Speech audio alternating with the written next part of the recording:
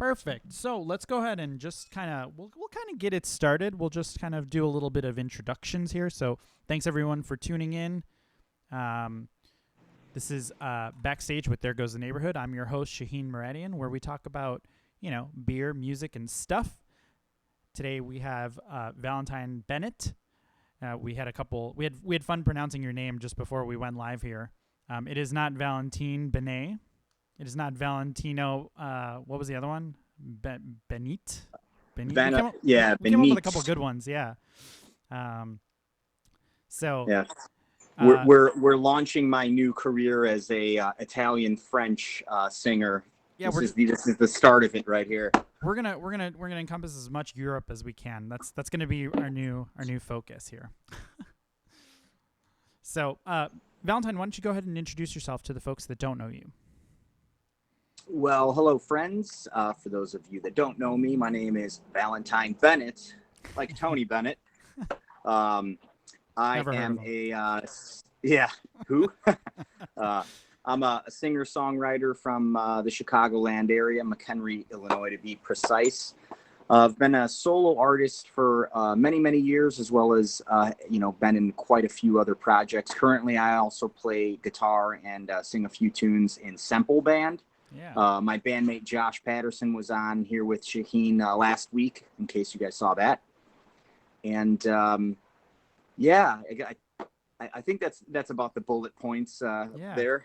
That's why Valentine came on. He saw Josh on there, and he just had to one up him. He's like, I'm gonna be on this show, and I'm gonna make it better than when Josh was on. Most likely worse, but no, it's all we're all having fun here. So shout out to Josh Patterson, who was here last time. It's worth noting all of these episodes will be on YouTube. So if you've missed out on a Backstage with There Goes the Neighborhood and you want to go catch them, you can find us on YouTube on the There Goes the Neighborhood YouTube channel, or you could search for Backstage with There Goes the Neighborhood, and it pops up, which was really cool for me to find out because I was looking for the videos to watch them, and I was like, will Google find this? And it did. So it was like magic. That's a cool thing. We're such musicians. It's like the same thing with sometimes when you're singing your own songs that you've written. It's like, how do I forget my own song? And it's like, it's like you can't even find myself. Yeah, I found that I am more likely to forget a song that I've written than a song that someone else has performed. Because if I've written a song, and maybe you can speak to this a little bit. Every time I sing a song that I've written, I'm feeling a different way, right? So like sometimes I interpret the music differently, or I interpret the song, like the actual like words. I might say the same words, but they mean something different to me as I sing them. Do you kind of have that experience when you're, especially being a singer-songwriter? That's pretty interesting. I don't know if I can say I have. I mean, I think the performance aspect will come out differently many of the times. Definitely. Yeah, that's interesting. Yeah, you know what? I just totally set you off your game. So the next time you perform like a song, when you're doing one of your own songs, you're gonna think about it and you'll be like, "Wow, how am I feeling about this today?" And you're gonna be thinking about it. You're gonna be in your own head, and it's gonna ruin the song. It's gonna ruin the performance. And you're gonna be like, "Shaheen, we're gonna have to fight about this later." Plus, the last time I performed live, any of my tunes was back, I think, in February, so it's just going to be a bloodbath. Now you have a scapegoat. You can just blame any mistakes, anything that goes wrong on me. I love it. Hey, you guys heard it here. All right? Yeah. Shaheen ruined Valentine Bennett's next performance, or maybe he made it, more infused with emotion. You'll just have to tune in to find out. Valentine, why don't you tell us a little bit about what kind of music you write and perform? Over the last probably 6-7 years, I've really fallen into a bit more of the country realm. It just I'm a fan of all types of music, and I'm influenced by many types of music. So I've kind of, and then being all the years in the cover game thing, you kind of hit a little bit of everything when you're performing, and it has a big influence on you.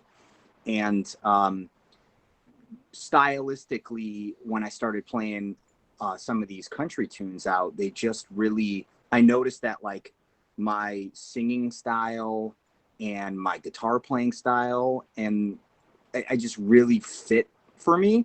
Yeah. And then as I started kind of trying to write these tunes, I started, to me, coming up with some of my best work, and it was kind of like, all right, well, There's something I there. better like, yeah, there was something there, I better kind of double down on this. And I'm not necessarily like full on country.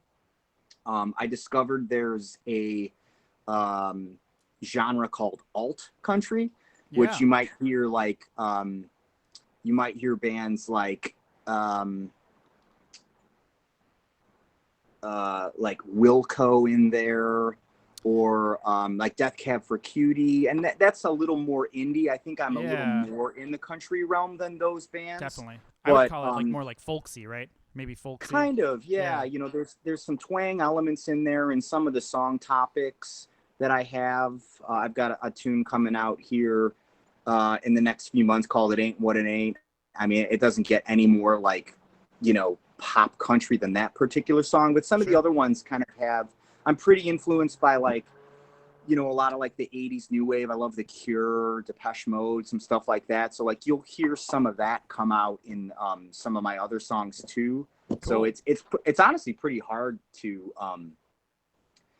kind of like, in this day and age, to brand yourself as like a specific genre, because I mean everything is so intertwined now, and it's like the powers that be want you to be branded and want you to be in your niche. And it makes sense from a marketing perspective, but it's Totally. like it's been super hard for me to like narrow down on a certain thing, and it seems like I've kind of arrived at that alt pop country realm. Yeah, and I was listening to some of your tunes, and you're gonna have to. I'm probably gonna make some enemies on this show tonight, because I'm gonna say things that are gonna just out me as the horrible human being that I am. But I'm actually not a huge fan of country. Sure. But when I was listening to your tunes, I wouldn't classify them as like what I think what I have trouble listening to with country. And Sure. it's crazy like how big of a country market there is in Chicago. In the Chicagoland area, like country is huge here. It really is.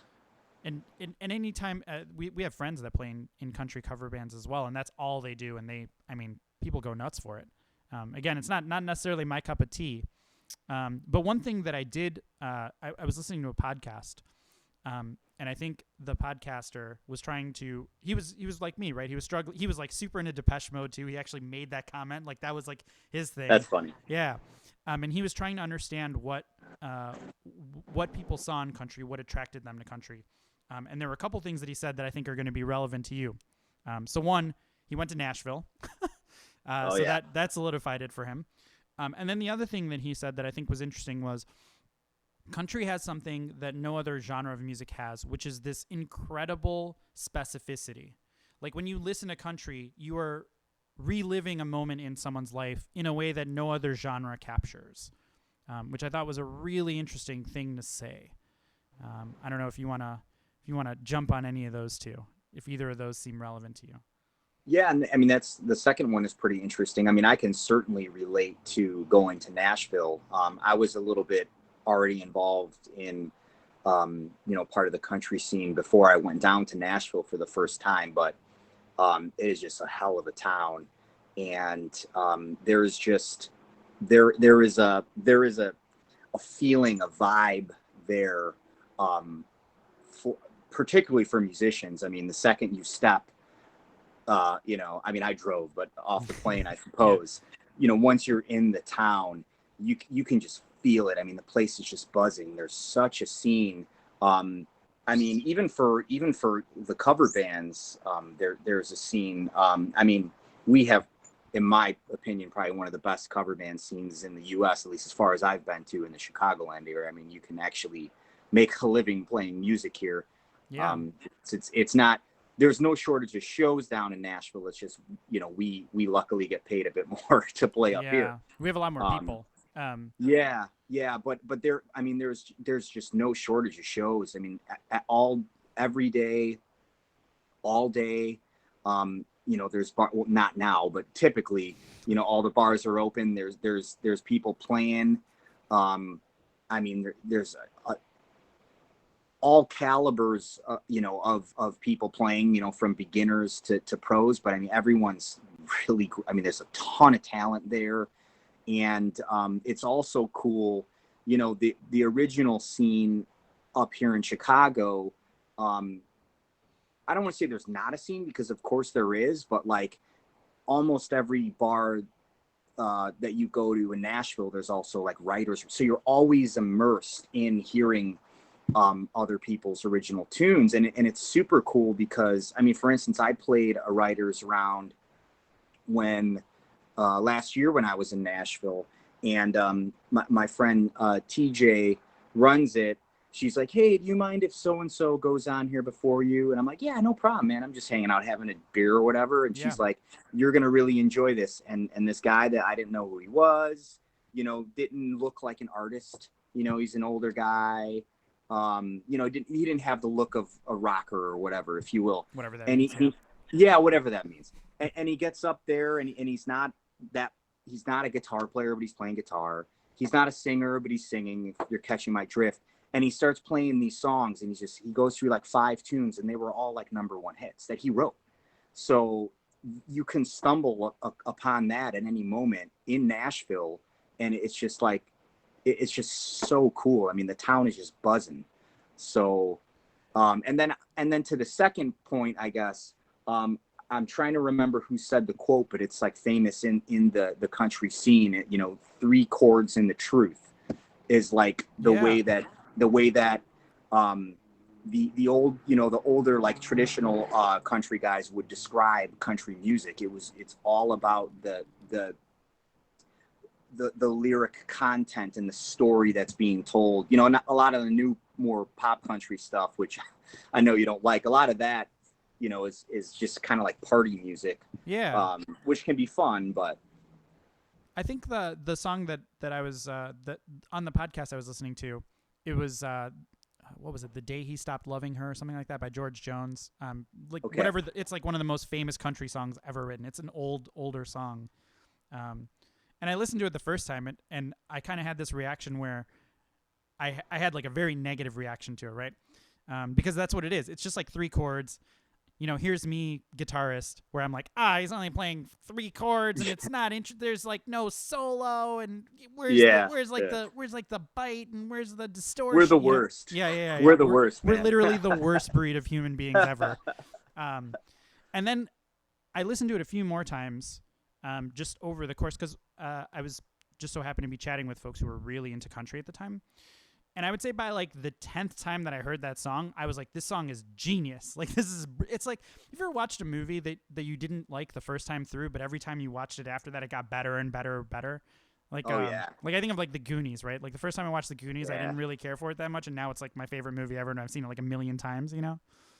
For me, that was Napoleon Dynamite. Yeah, it was that's like, a great, I thought that was the dumbest, I don't know if I can swear, but SHIT. Yeah. That I've ever seen. And then it's like a couple of days later, I found myself like quoting some of like just, you know, a couple of the dumb skills. Yeah, and it's like all of a sudden I was like, I watched it again, and now it's like, I mean, who knows how many times I've seen it. Now it's just like embedded. It's like Dumb and Dumber. You have these quotes that are just embedded in you, and you just they just come out all the like randomly.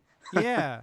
I feel like the difference with country for me was like with Napoleon Dynamite and Dumb and Dumber, like it's so stupid that it sticks. You know, you're just like, I can't believe this is a thing. But with country, you listen to it a few times and you get this sense that there's some intense vulnerability there, right? Like I think one of the problems I had with country was the music sounds happy, but the lyrics are really sad. And I just I love sad music, and I just want the music to sound sad. Like, throw me a song in a minor scale, and I'm going to love it. I guarantee you. Like, it doesn't even matter what genre it is. Yeah, when you start kind of unlocking the soul to what's in country, I think you start to, you know, it's hard not to appreciate it. So I guess I'm gonna turn the camera on you now and ask you, where does your soul come from? What do you like to write about, or what is your source of inspiration as you're kind of thinking about stuff? I like to write about diving right into these really tough questions.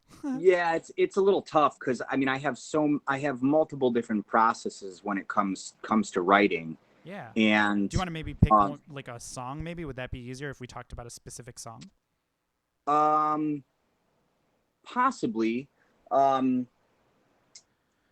what I was kind of going to say is, there's so I have multiple different processes when it comes to writing, for Yeah. instance, and there is every once in a while, and this song in particular, one of mine called Live, Laugh, Love, you get this moment where the song literally writes itself. Yeah. And those are moments that I don't think I was clearly inspired by something, but I can't point to what that was, because that song's not about me. It's not about my life, but a piece of me, a piece of my heart is in that song. But the story that I'm telling, um, it was clearly inspired by something, but it fell out of me so fast that it was like something that an insect buzzing around me, and I just couldn't grab it. But I don't know. It's an awful analogy. Is it? Do you typically write your songs where you feel like you have that moment of inspiration, and you have to grasp it, and then it's really hard to come back to a song? Or are you more of like a consummate, like, I'm going to spend months on one song getting it completely perfect? Like, what's more your style? All ends of the spectrum, honestly. Yeah. Some of my favorite songs for me that I've written were those ones that kind of like I feel like they were just gifted to me. Yeah. Like the Live, Laugh, Love that was done in 15 minutes. But so I mean that happens sometimes. But I also have songs that I rework over a short or long period of time. I mean, I've got a tune that I play at my live shows called "I Don't Mind." I cut it down in Nashville. It'll be 2 years ago this fall, and here I am. Like I paid all this money to have the studio guys record it, and now I'm like rewriting the lyrics. So that's like 7 years old. The music is like 7 years old, and it's like it was just. And you're still fiddling with it, yeah. Yeah, it's just like it's weird, and there's no, for me, there's no rhyme or reason to it. It's just like when it's done, I feel it's done, and if I don't feel it's done, then I'm like, even if it's just a single word or one part of the second verse or whatever it is, like, nah, it's not right. It's got to get fixed. That's got to get changed, and sometimes I'll just sit on them for a long time, and I try not to force them either. If I'm sitting down to write, I try not to be like, all right, today I'm going to work on I Don't Mind, because for some reason, like the creativity thing is so strange, at least for me. Like there is no forcing it for me. It's so emotional. Yeah, so you don't do like the 8 hours a day, wake up, have my coffee, sit down with my guitar, and kind of grind it out. I a lot of the writers like that's their full-time job. Like that's what they do. And I'm not sure I envy that. Yeah. And I also like, I don't know how they can do it. For me, it's like, I should write a lot more, honestly, but being an artist, and in a band, like there's so much, we're running a business. So there's so many things going on besides, just the creative part. So I don't write nearly as much as I should. But that being said, when I do sit down, most of the time I don't even have a rhyme or a reason. I mean, the only thing that's set in place is like, all right, I'm going to give myself a couple hours here, and I'm going to sit down and I'm going to try and write, and that's it. I'll pick up my guitar, maybe I'll just start playing a couple of chords, and if I don't have any ideas off the top of my head, I've got multiple song lyric books. Maybe I'll go back a couple of pages and seeing if anything stands out at me. Yeah. One of my favorite things to do is start the idea of a song with like the title in mind. Mm-hmm. So for instance, I have a song coming out in a couple weeks called Home, and literally I was like, I just want to. And so I have a notepad then on my phone with all these song titles and ideas. Very simple. Live, Laugh, Love started off as just that. It was like, I don't know what I'm going to do with this, but this might be an idea for a song. So I'll scroll through that notepad and see if anything stands out for me, and then I'll just start jotting ideas. So that's kind of how Home started, and then it morphed into, a little bit more of a personal thing.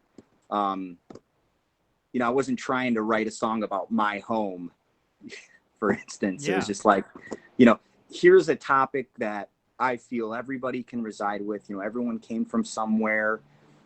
everyone feels just that feeling of home in general. Everybody has that, whether that's the people that you care about the most that just make you feel complete, or, your childhood home where all your best memories are, or whatever it is. Yeah. I think that's really cool, especially when you think about how a song comes together, right? It's when you say a title, it's not necessarily the title, right? You're starting with a like almost an idea, just like a theme, maybe even, right? Sure, exactly. Yeah. And then you kind of flesh it out as you kind of go through. Speaking of home, I believe we're gonna play a little bit of it a little bit later. Valentine has given us permission to play a little bit of that tune. We're gonna do that a little bit later, not quite yet. But teaser. Hopefully everybody's excited for that. Super, super cool song. Make you feel like you belong. That totally rhymed, and I was not trying to do that. Where were you when I was writing this one, huh? Yeah, right. Listen, I was waiting for you, man. I was waiting for that phone call. Next time you're stuck on a lyric, you just ring me up. We'll work through it. Yeah, right. Let's do some shout outs while we're kind of at a break here, breaking moment here. Anyone you want to give a shout out to? We've got a couple of my diehard fans on here. I'm very blessed to have a lot of wonderful people that are super supportive of me, which is really awesome. I mean, when you come from humble beginnings, for many years, you feel like no one gives a shit. Yeah. But so Ruby's on here. Hi, Ruby. Mary Beth. Hi, Mary Beth. Jamie's here. I think we gave a shout out to Kathleen. Shout out to Monica and Adam. Welcome, guys. Some There Goes the Neighborhood regulars. I think this will be interesting for some of the folks who are watching that are There Goes the Neighborhood fans, because we have a running joke that we just we don't actually. I don't think we have a single country fan between the five of us. So like I said, I feel like I'm gonna make some enemies tonight, but I swear I'm like trying. I'm gonna expand my horizons. I'm gonna appreciate country eventually. And I made it. It's okay. It's okay. I'm old country. It's different. Yeah. I made a reference to George Jones, which is like that has to give me some street cred, maybe, even though I didn't know the title of the song and someone corrected me. So thank you for that, for correcting me. I'm going to go listen to it a few more times after this interview. And next time when I mention George Jones, I won't make a fool out of myself. So, all right. So you've been in Nashville a few times. You've done some recording there. I'm going to ask you some. We're going to talk a little bit about did you get a chance to do any of the food stuff in Nashville? Because Nashville has a crazy food scene. I mean, a little bit. A lot of Nashville is kind of just like stumbling from bar to bar type of a thing. It and can be. Then you get the 4 a.m. meal. So, I had some of the Nashville hot chicken while I was down there in a couple of places. Yeah. I'm not a huge foodie. If you will. So just kidding. Yeah. I mean, don't get me wrong. I like food. Yeah. But what was your favorite bar in Nashville? What were maybe some of your favorite bars that you were able to go down to? Like if someone was going down to Nashville for the first time, where you and they have to go somewhere, where would you say that was? Yeah. So, the obvious spot would be to hit Broadway. You're going to want to do that for a night. And I mean, there's like 30 bars on there. A friend, this gentleman, Brandon, who I became pretty good friends with, was, he's now moved on to another restaurant, but was managing the Valentine. So I had to go in there. Yeah. And I got my picture outside the front of the sign. And I had to go in there. Yeah, exactly. It's my place, Yeah, I own this place. Even though I've never been here. So I had to go in there and spend a little time, and then became friends with the manager there. So I spent a bit of time there. And then let's see where else we seem to go regularly. Dierks Bentley's place is pretty cool down on Broadway. It's tough. I mean, there's so many of them, and then it's like anything else, you do become you're a little bit of a creature of a habit. So now that it's been maybe 6 months since I've been down there, I'll probably, go to Valentine, go to Dierks. And then it's like, well, where haven't we been? Maybe we'll finally go check out this new place. Yeah. But I'd recommend either of those spots. And the fun thing about Broadway is you can just have a drink at every single bar. I mean, everything is right there. You just walk outside and walk right next door. So you could just bounce around the entire night. Yeah, and I'm sure every one of them has some kind of amazing live music happening at pretty Yeah, much every bar there. yeah, for sure. And then I also spend a lot of time kind of over. I I'm not exactly sure what the name of the area is, but it's just outside of downtown. There's these sister bars called Winners and Losers. Nice. Um, I love that. yeah, Losers has a what's become now like a famous kind of like original jam every Monday and Tuesday. So we'll go there if I'm in town during the week. We'll go there like Monday or Tuesday. It's a pretty cool spot, Cool. and they have a lot of up and coming artists. You know, basically, it's basically like a showcase. Yeah. It's a party, but you know, you have all these up and coming artists come in. For instance, the last time I was in there, they announced like maybe an hour before, because we were planning on going anyway. But like maybe before an hour we got there, they announced that Lady Antebellum was going to be there. What is it now, Lady A? I think she changed her name too, right? Yeah, it's Lady A now. I forgot. So yeah. Lady A, and you know, of course, these are small places, so of course we couldn't get in, but we were next door at Winners on the rooftop, and they had like, you know, TV set up, so we were watching them play next door, and then they left and they walked. You know, we saw them walk out back and into their tour bus. So, but like stuff like that at Whiskey Jam is what it's called, happens all the time. I mean, a lot of the big names in current popular country have played Whiskey Jams, and some of them are now still playing it. Like if a famous artist has a new record coming out, they might go to Whiskey Jam to promote the song, which is Very crazy cool. because that literally just started. Like some, you know, this dude Ward just kind of started it as like just an open jam type of a thing, and it's just somehow morphed into this behemoth of a writer's night. Yeah. So we'll go over there a lot, and then there's another place maybe about a mile away from there called The Local. I've been lucky enough to kind of be, every time I go down, I'm on rotation on their writers night there called the Music Row Freak Show. I like to hang out there too. So there's a lot of different nooks and crannies I'm still kind of exploring. I think I've been down there 6 times over the last couple years, and this last time I was down was the first time I went to East Nashville, which is kind of like a little bit more where the hipsters, you know, not touristy people might hang out. So I got to experience that a little more, and that's a pretty cool area too. So yeah. So we talked a little bit about the Nashville nightlife scene. Talk me a little bit through what it was like recording in Nashville. So, and maybe I'll even rewind a little bit more. So when you originally recorded, I'm assuming you're recording probably around this area, right? What kind of prompted the decision, or maybe you weren't? Maybe what sort of prompted the decision to record at Nashville? Like what was the I'm going to go do this kind of moment for you? yeah, I kind of you know, up until this point, I have kind of just been recording at home. And I've got a little home studio here, and you know, after doing it for, gosh, I might have been doing it now for 15 years. Like I've developed a decent skill set. You know, I'm not a professional engineer, but like I can do a good job. And when I wanted to start, after some serious medical issues about 2.5 years ago, I almost lost my life. Once I recovered from that, I kind of redirected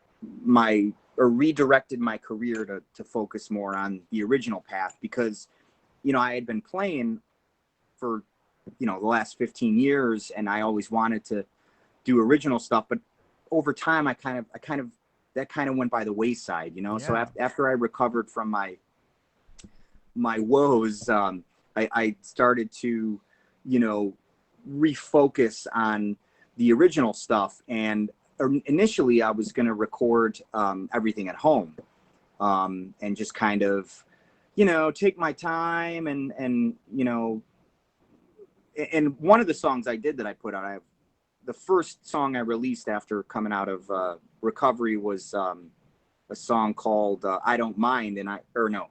Sorry. See, I'm getting my own songs mixed up. That's the one that's coming out later this month, right? I'm Yeah. taking notes here. Different one, yeah. Yeah. This song called "Can It Be," which if you were to listen to that one, you probably might hear a little bit of those Cure influences coming out. There's like a 2-minute long outro that song has no business being on the radio. You know, it just goes on forever. But I don't know. I kind of like the vibe. But anyway, I recorded that at home, and it sounded really good. But the thing was, I was starting to look at that, and I was like, you know, this took me a long time. You know, it was a lot of work. Not just the recording, right? Like the actual everything that goes after the recording of the instrumentation. Yeah. I mean, you know, the mixing, all that stuff. And it took me a long time. And I was like, God, you know, at the rate I'm putting the time into this, I mean, it's going to take me 10 years to put out a record. So I was like, okay, this needs to speed up a little bit. And then I started kind of like trying to check my ego a little bit and like trying to approach it with a little bit of humility. And it's like, look, whatever talents I may or may not have, you know, it's obvious the amount of time that I've put into, say, like, you know, the performing aspect versus the mixing and recording aspect there's such a huge gap. I mean, it's not even close. So I was like, you know what, maybe I need to hire somebody else to do this. So I was like, okay. And some of these songs that I had coming out were really needed some of that country kind of, you know, treatment. So, and I was already like wanting to everything was kind of brewing as this perfect storm. Like I was already in my mind that I needed to go to Nashville. I wanted to check it out. And it's like the musician's mecca, I think, for everybody in Chicago, right? Everybody in Chicago that's a musician has that moment where they're like, well, I should just get in a car and go to Nashville. Like, it's so accessible. I mean, it's a 7-hour drive. From where I'm coming, it's really not bad. So, right. So yeah, I mean, I kind of went down there and I felt, you know, that feeling I was telling you about before. And I was like, you know what, I'm just going to forget about spending the 6 months to track that I did do in Can It Be. I'm like, this needs to be faster. You know, I mean, I've got plenty of time, but I'm not getting any younger. So I wanted to fast track it a little bit. And I wanted, like I was talking about, trying to have that humility a little bit. I needed someone to have a different vision than me, you know, because I have my vision and I have my ear and, you know, but you need a second set of ears and a second set of eyes on everything, you know? So it's like, let me get somebody else in here to do this. And luckily a friend that I had met going down there was able to refer me to his producer buddy. And I chatted with him and he's a really nice guy. We instantly hit it off. And I went down to record my first batch of tracks, which 2 of them have been released already, Live, Laugh, Love and Sunday Funday. That's a pop country song that I guarantee you probably won't like. Sunday Funday. I'm gonna listen to it immediately. Like I might even play it during this, just so I can give you my you know, live reaction. It's a party song. It's pretty cheesy, but you know, it is what it is. To quote my own song that's coming out soon. And then the third song that we recorded down there was I Don't Mind. And I think what really almost sold me on that process forever was the efficiency and the quality of their process in the studio. So, I mean, we went in there and the affordability, I mean, it's incredible. I got in the studio that first session and we cut those 3 songs. These guys, one of the guys got maybe extra $50 or something to chart the song for all the players. You know, so one guy listens to the song maybe the night before. You didn't even have to chart it for them then. Wow. No, they did it, yeah, because they're That's on amazing. they're on the like the Nashville system down there. So it's a different type of numbering system to chart how the chords read. Yeah. I don't know how it works. I mean, I was classically trained as a kid, so I get the 1 4 5 6 2 thing, you know. Yeah. But they do it a little different. And I'm not a studio musician either, so I don't know if I need to learn what it is. But so what did you give them for them to chart? Like before you went into the studio and you met this producer, what did you give him like your scratch tracks that you recorded at home or like? Yeah. Okay. Yeah, just some demos. Yeah. Mm-hmm. so the guy who charted it probably just listened to it the night before, Right. charted And it he's like out, so and brilliant that he just does it like yeah, for him it's like 5 minutes and you're like, holy shit, dude. Like, yeah. I mean, you know, would have taken me a week. yeah, right. It's like the egomaniac in me wants me to think that he was sitting there consuming this song for a month trying to figure Right. it out. But these aren't, you know, complicated songs. He probably listened to it twice, charted the thing out, and then the day of the recording, you know, he comes in, he gives all the players the charts, and I think, I don't know, but I have a hunch that might have been the first time they heard the song, at first and only time. While they were actually playing it on the recording. Yeah, playing the demo that I provided, right? So amazing. They're all sitting there, they're listening to the song, they have the chart in their hand, and they all look at each other and they're like, all right, well, what do you guys think? Yeah, you know, might do this thing here, might do that there. And then 2 minutes later they go into the studio and they sit behind their kit, and in 45 minutes, sometimes less, 5 guys pump out everything. It's just, you know, that's probably like drummer taking a couple of takes, laying down some other percussion, tambourine. Maybe he does a couple of overdubs. Like there's one part in the song where he's like, you know, I kind of want to add a little bit extra of a fill here. So maybe it does that. You know, same thing with the guitar player, multiple guitar tracks, a solo track. One of the guitar players will go into the acoustic booth, drop like 3 acoustic tracks. I mean, it's I call it like a music factory. Yeah. You go in there and they churn out a really great product that has that Nashville sound, you know, and it's got, and then the ideas, because they're so seasoned in what they do, like the creative vision and ideas that they're able to add to the music too. It was like, man, you know, they used some of my ideas. Like there was a couple riffs in the songs that I provided, and some, you know, so like they copied some of the stuff that I did, which, you know, I thought was pretty sweet. But then also like bringing their creative vision to just bring the song to life so much more.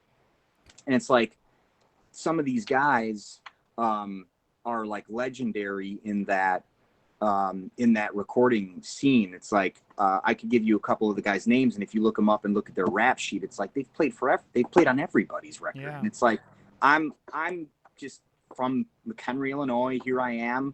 These guys are playing on my song, and it's like it's unbelievably affordable. And it was just so like after that first experience, it's like I don't know if I want to, besides cutting little demos here and just like getting ideas down, like I don't know if I ever want to not go down there, because it's just so efficient, so affordable, and there's just the like I said, the soul that they bring to the songs is just really incredible.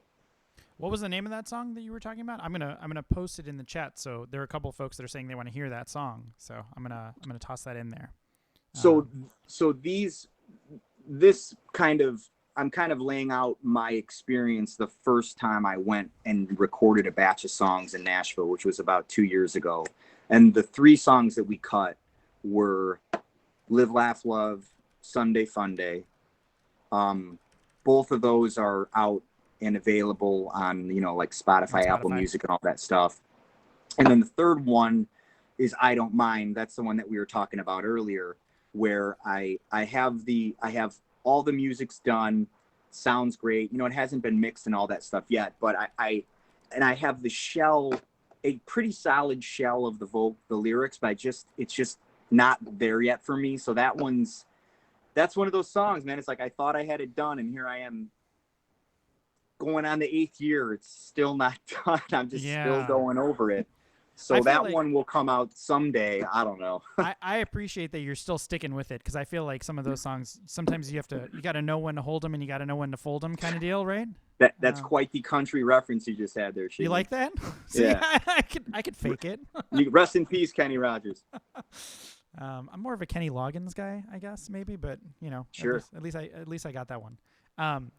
Cool. Yeah, I'm gonna just as we're going through this and we're talking about these songs, I'm gonna drop them in the Facebook chat, awesome. so guys can look them up, and then you can let Valentine know what you think about them. Don't listen to him now because we're still talking. And let's do home in like 15 minutes. We'll do it at the top of the hour if that sounds good. We'll do like Yeah, that'd be listen awesome. to a little bit about it, which would be really cool. So when you recorded these songs in Nashville, it sounds like you didn't even do like. Did you end up even touching a guitar? Did you just do the singing? Nothing. That's Yeah. insane. That's really Yeah. interesting. That must have been a difficult like moment for you, right? It was. I mean, I've been playing guitar for going on 25 years. So, you know, technically there's not too many things that I can't handle. Yeah, I was gonna say I don't know if you'll say this, but you're a fantastic guitar player. I mean, you're not just like a 3-chord guitar player. I mean, you are the lead guitarist, the only guitarist in Semple, and I mean you play some of the most difficult solos in that anybody would perform in a cover band scene, right? And you do them like flawlessly. So for you to that's very sweet of you, and I think I love you now. So that thank you very much. Yeah, my pleasure. I mean, but for you to have to say, I'm gonna not only not play guitar, but I'm not gonna play guitar on a song that I wrote has to be, it has to be a moment for you, like where there's a great moment of maybe trepidation, I would say, right? It was tough because that was something that. In the initial conversations, like, as I'm preparing to go down for that first session to do the recordings, the cheap ass in me is talking to my producer, and I was like, listen, like, maybe we don't need to hire 2 guitar players. I mean, and Dave at the time didn't know me from Adam, so, he doesn't know if I can play 1 chord or if I can, play for Joe Satriani. He doesn't know. He probably gets a lot of folks like that, right? That come in and sure. yeah, I could play this, no problem. Maybe have never even set foot in a studio before, which is a very different, setting. Yeah, well, that's kind of where this is going. He was basically like, listen, these guys are really, really dialed in, and I think you should just, when you come down, like just watch, see what they do, and kind of take it in, and we can go from there. And a small piece of me did die when in that conversation. Yeah. And then when I got in the room and I was watching them do their things, a lot of things clicked, and one of them was kind of what I was hitting on before when I was talking about one of the reasons why I decided to go in the first place. Of me being not a recording engineer or a mixing engineer, I'm a performing artist, and a writer. And a writer. I'm not a studio musician, and it's weird that I needed to experience that recording session to kind of have that like eureka moment. I mean, sure, I can sit down in front of a mic and play, but it really is its own unique niche inside of being in the musical realm. So once it was hard for me. It was hard for me not to do it. But once I got through the first song, I was like, you know what? Like my producer, Dave, like you're 100% right. These, and you know what it's like playing in a band too.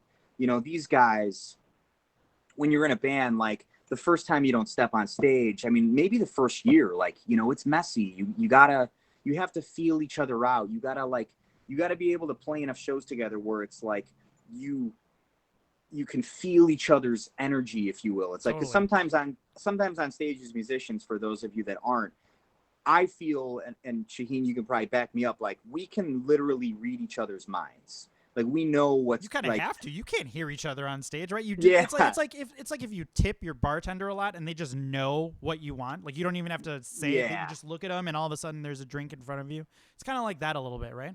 Yeah, there's some unspoken connection that you're able to have in a group on stage, and it's the exact same thing in the studio, so it's like, and that's another reason for me not to just step in. I mean, because no matter how comparable I may or may not be, I literally would be cold walking into a group that's established in the studio. I could totally throw all them off, because I'm not in that unit is formed, it's solid, and now you have some, the wild card that's just coming in, and that wouldn't be efficient.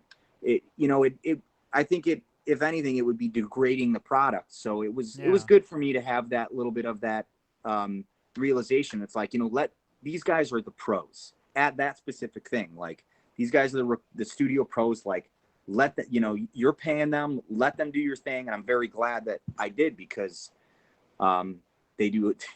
They knock it out of the park every time in 45 minutes. It's incredible. I feel like I would want to just be like, like that guy who has to say something, like someone will play something perfectly and you just have to be like, could you maybe play that again? But maybe do this. But he plays it the exact same the second time. You're like, oh, it's perfect. Like, that would be me. Like, I would be that jerk. So that was your first time recording in Nashville. You had this great experience.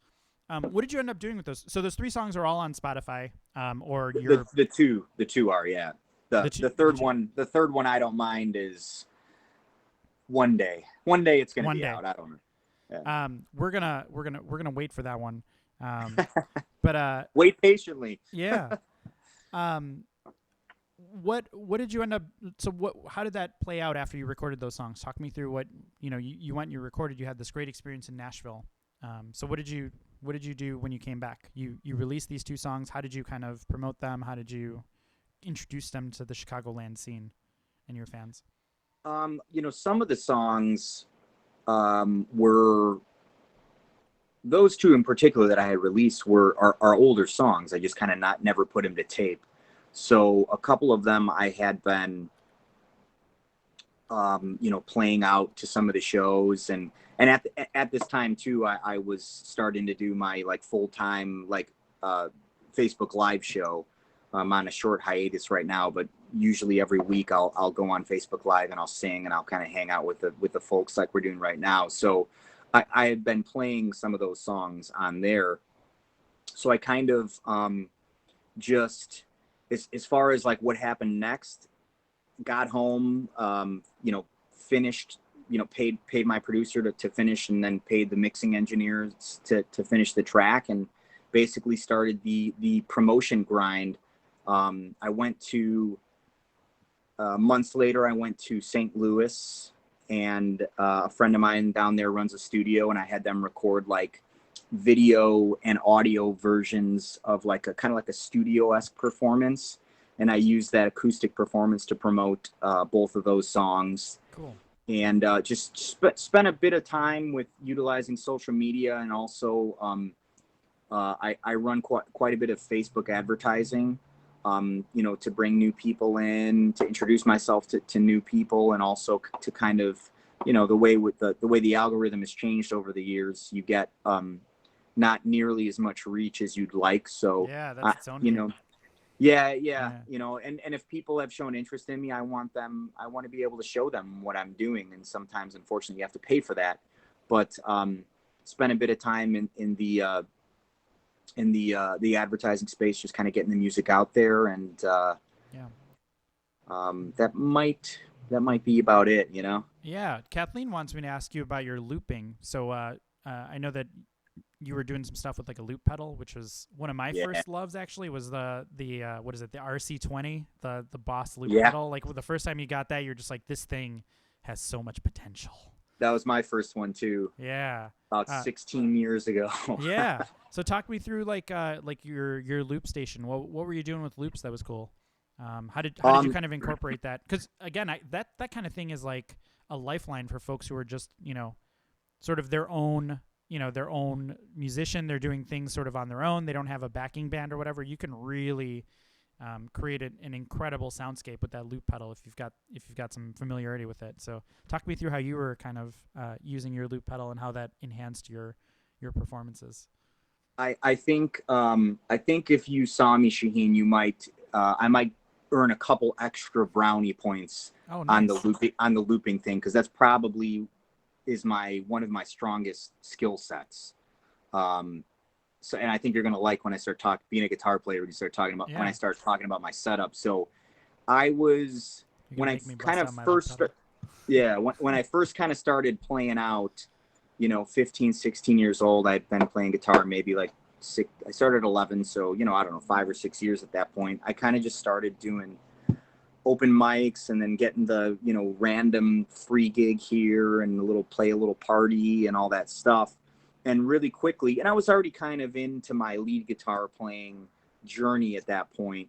And real quickly, like, I was getting bored on stage. You know, I'm just up there strumming a couple of chords. And, you know, at the time I wasn't the strongest singer, you know, I mean, I had a voice, but it was still, I mean, I guess it still is a work in progress, but it was very much a work in progress 15 years ago. Everything's always a work in progress. Yeah. But it was really a work in progress back then. And, you know, but I was still having a good impact on some of the people that I was playing. People were enjoying it. I was getting good reactions, but there was just like, you know, there's something missing, something more. Yeah, something was clearly missing. And it's like, I can't envision myself, you know, if the goal at that time was to be playing a stadium, it's like, I just can't envision myself doing this right now. And I need to innovate this somehow.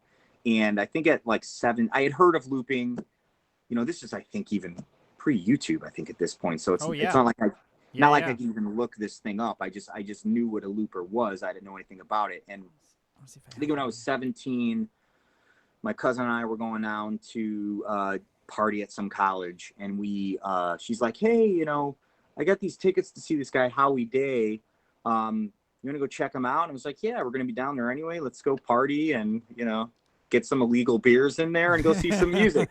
And so we saw Howie Day, and that was his shtick, was looping. And it just like, first off, he was great at it.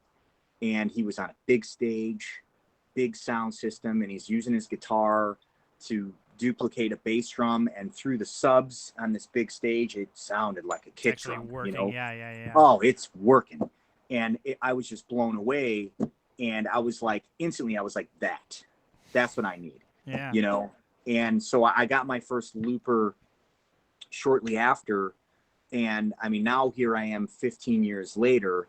I've got a pedal board that is, I don't know. I've got the Pedal Train Pro, if you know what that is. Yeah. It's huge. It's like 50 pounds with nothing on it is what it is. Yeah. And then it comes with a road case, which is another like 50 pounds. Right. So no thanks. I opted in after I bought the road case for the gig bag. But I've got I've got 17 pedals now on the pedal board. And I basically, with the acoustic, I kind of integrated everything I've learned in my electric effects and just brought it into the acoustic realm. So, I mean, you mentioned soundscapes earlier. So now using multiple different delay pedals and a beautiful reverb pedal, I mean, I'm just creating these like lush backgroundy things. And it's like, and then I've got drive pedals. I use a flanger for these like big epic swell moments. Yeah. I've got a micro pog, which is like an octave generator. So I use that to drop bass lines, and then you can turn off all of the other parts of it and just turn the high note on. And that allows you to almost have like, for you musicians out there, almost give you like an EBO kind of the sound. Yeah, you can get like a little sparkle. You can get. I feel like your Cure is showing here a little bit, right? Like the multiple delay pedals and like, you know, the flangers and stuff. Like that's very and using because a lot of those polyphonic octave generators, they have almost like an 80s quality to them when you use them for bass, which is like, I love that. Like I think it sounds super cool. Yeah, and it really does the job well. I'm actually super curious. Do you have anything recorded that where you're doing that, or are there videos where people can check you out doing your loop station stuff? Because it sounds like I do. Like people love that. Yeah. Stuff. Not as many as I should. That's something that I'm hoping to change here in the coming future. Is kind of you to make a looping video for us. Yeah. I have a few. One of them, that Can It Be song I was talking about earlier, is like a kind of studio live version. Yeah. So, and that is a little dumbed down. I mean, usually when I play that song live, it's maybe 7 minutes long. It gets real intense, but in this studio version, it's about 4 minutes long. So it's not there's not as many layers on the loop going on, but that's on YouTube. And then I've got a pretty solid, kind of like, my interpretation of Hotline Bling by Drake, a looping video up there on YouTube too. That is a little bit of studio recording involved in it, so it's not entirely live. I don't know if everyone cares, but musicians are always the worst. Like, he recorded that. That's not live. So, Yeah, we are so bad. yeah, we're bad. But, it still turned out really good. So, there's definitely a few things up on, it's probably the easiest to find on my YouTube. I mean, there's stuff up on Facebook too, but the feed you might be there all year trying to get down the feed to find them. So yeah, I'm gonna pin a couple of these and we'll post those, so everyone can come check them out. But I'll just post them in the comment section for now. So cool. Yeah, looping is really fun. I'm a huge fan of it. Actually, the cool thing about looping that I've seen lately, it's predominantly done by guitarists. But when you see, it's not just guitarists, folks. You can literally do it with any instrument. So one of my buddies is doing it with flute, which is really really interesting, right? I've never thought that I would want to hear a flute, multiple flutes at one time, but she makes it sound really cool. So really interesting. Anyways, so you're a phenomenal looper. I'm super jealous of your pedal board. We've gone to Nashville once. We recorded a couple songs. We're sold on the process. We're about 2 minutes away, so why don't we play home a little bit? And cool. Is this another product of Nashville? Is that correct? This was the second time going down and recording singles in order for professional release. So this song "Home" is one of my new favorites of mine. It's going to be coming out here to Apple Music, Spotify, everywhere, July 24th. So little more than 2 weeks. Yeah. Real quick, if everyone is interested, I have a Spotify pre-save link out there currently, which you can, if you're a Spotify user, you could click on that and click on the pre-save part of it, and it'll automatically kind of show up on your Spotify profile on the release date, which is cool because it notifies you that the song's actually out. And then it also does help me out a little bit with trying to, hack the algorithm in order to, get me on some playlists or something. So if you guys are interested in that, that link is on my website, ValentineBennett.com. It's right there on the homepage. There'll be a picture that says to click here, and you can do that. That'd be awesome if you want to. Yeah, and there's a couple. That's a great segue into a couple of important things that we'll say here. So one, if you're not, follow Valentine on YouTube. He's got a YouTube channel, which we'll either post or you guys can go look for. Follow him on Facebook, so you can know about all his great stuff. You can also follow him on Spotify. So when he drops new tracks, you'll be notified of those. And he mentioned the sort of pre-release kind of thing that'll notify you. Also, if you're enjoying these interviews, please follow There Goes the Neighborhood. Again, we appreciate all of you here, especially fans of Valentine. Also, folks from the There Goes the Neighborhood family, thanks so much for tuning in. We appreciate you and we love you. Yeah. And then I think what I'll do is I'll have you maybe introduce Home a little bit. If you want to just maybe take a couple minutes to talk about the song, anything you want to say about it, just just something real quick, and then we'll actually play it, and then we can talk a little bit more about your studio experiences. Sure. This is my song "Home." Comes out on July 24th. Home is it's where the heart is, right? Yeah, which is one of the lyrics in the song. Home, the song is really what it's trying to convey is, where what's important to you, where is important to you. It doesn't have to be a physical location, but it could be the people that are just really, or the places that when you're there, or when you're around these people, that you just really feel at home, you feel safe and comfortable, and everything just kind of makes sense. And at times, I think people, one of the things that in my life I noticed happening, for instance, is that you kind of see starting people to move away, say, family moves away or friends move away. And it's like everyone seems to be chasing something.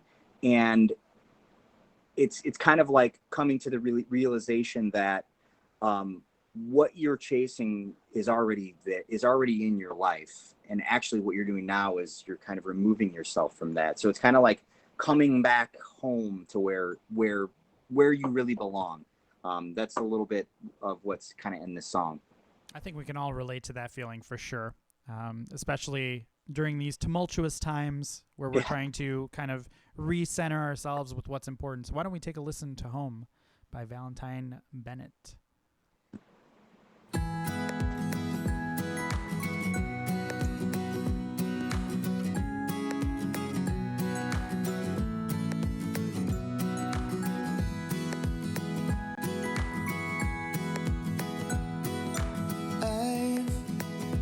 Gone too long, ran away from what is right, even though I knew it wrong. But I've come to know you can go around the world to realize there's no place like home. Home, let me go home. I walked through all these crowded streets and still felt all alone. Let me go home. There's no place that I'd rather be than near my favorite company at home.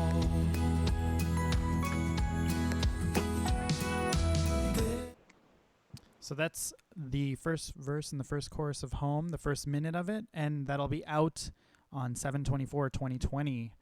Catch it on all of your favorite musical distribution networks.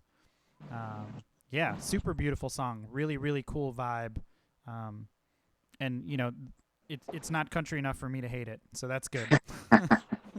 Yeah, this particular song really kind of definitely falls more into that alt country realm, which is why I love it. Because I mean, that's kind of I kind of feel like with this song I've kind of found my sound. You know, yeah, smash that heart button, guys. Show Valentine some love. Yeah, I feel like I found my sound a little bit with this song. You know, the lush reverbs and the beautiful guitar lines and stuff like that. Yeah.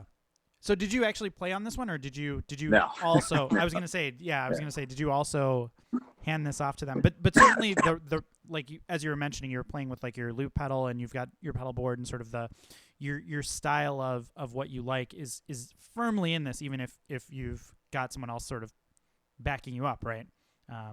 Yeah, it is. I mean, you know, I definitely in the studio you can come in and kind of give an idea of what you're thinking, but you almost don't even need to. I mean, the glockenspiel at the beginning, it sounds like bells. Yeah. I definitely like, and this goes back to what we were talking about earlier with kind of like being able to read minds. It was like I went to Dave. I'm like, Dave, you know, I'm kind of hearing like some bells or something in the beginning. And he's like, you know what? 100% I agree. I was thinking the same thing. So he yells at the keyboard player. He's like, hey, let's put a glockenspiel on and a nice melody line in the beginning.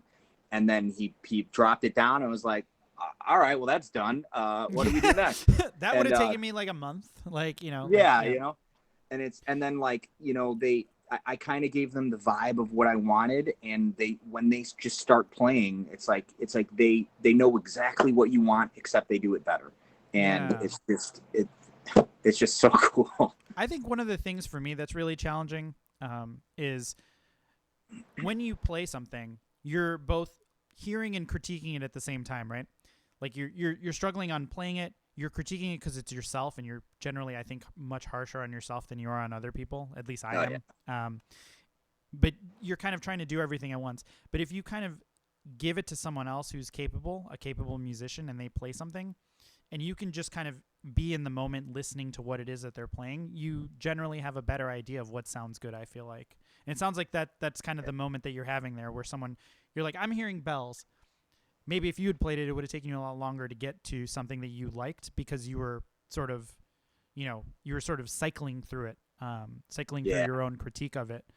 Whereas when you have someone else playing it, you can just focus on, does it sound good in the context of this song? And it absolutely does. It definitely works. It's really cool. I mean, that's why it's so great to have, you know, another set of ears on something, because if I was left to my own devices and I was recording that in the studio, I mean, I would have spent a month trying to decide what sound of bell I wanted. Yeah. And it's like, and it's so dumb because it doesn't even really matter.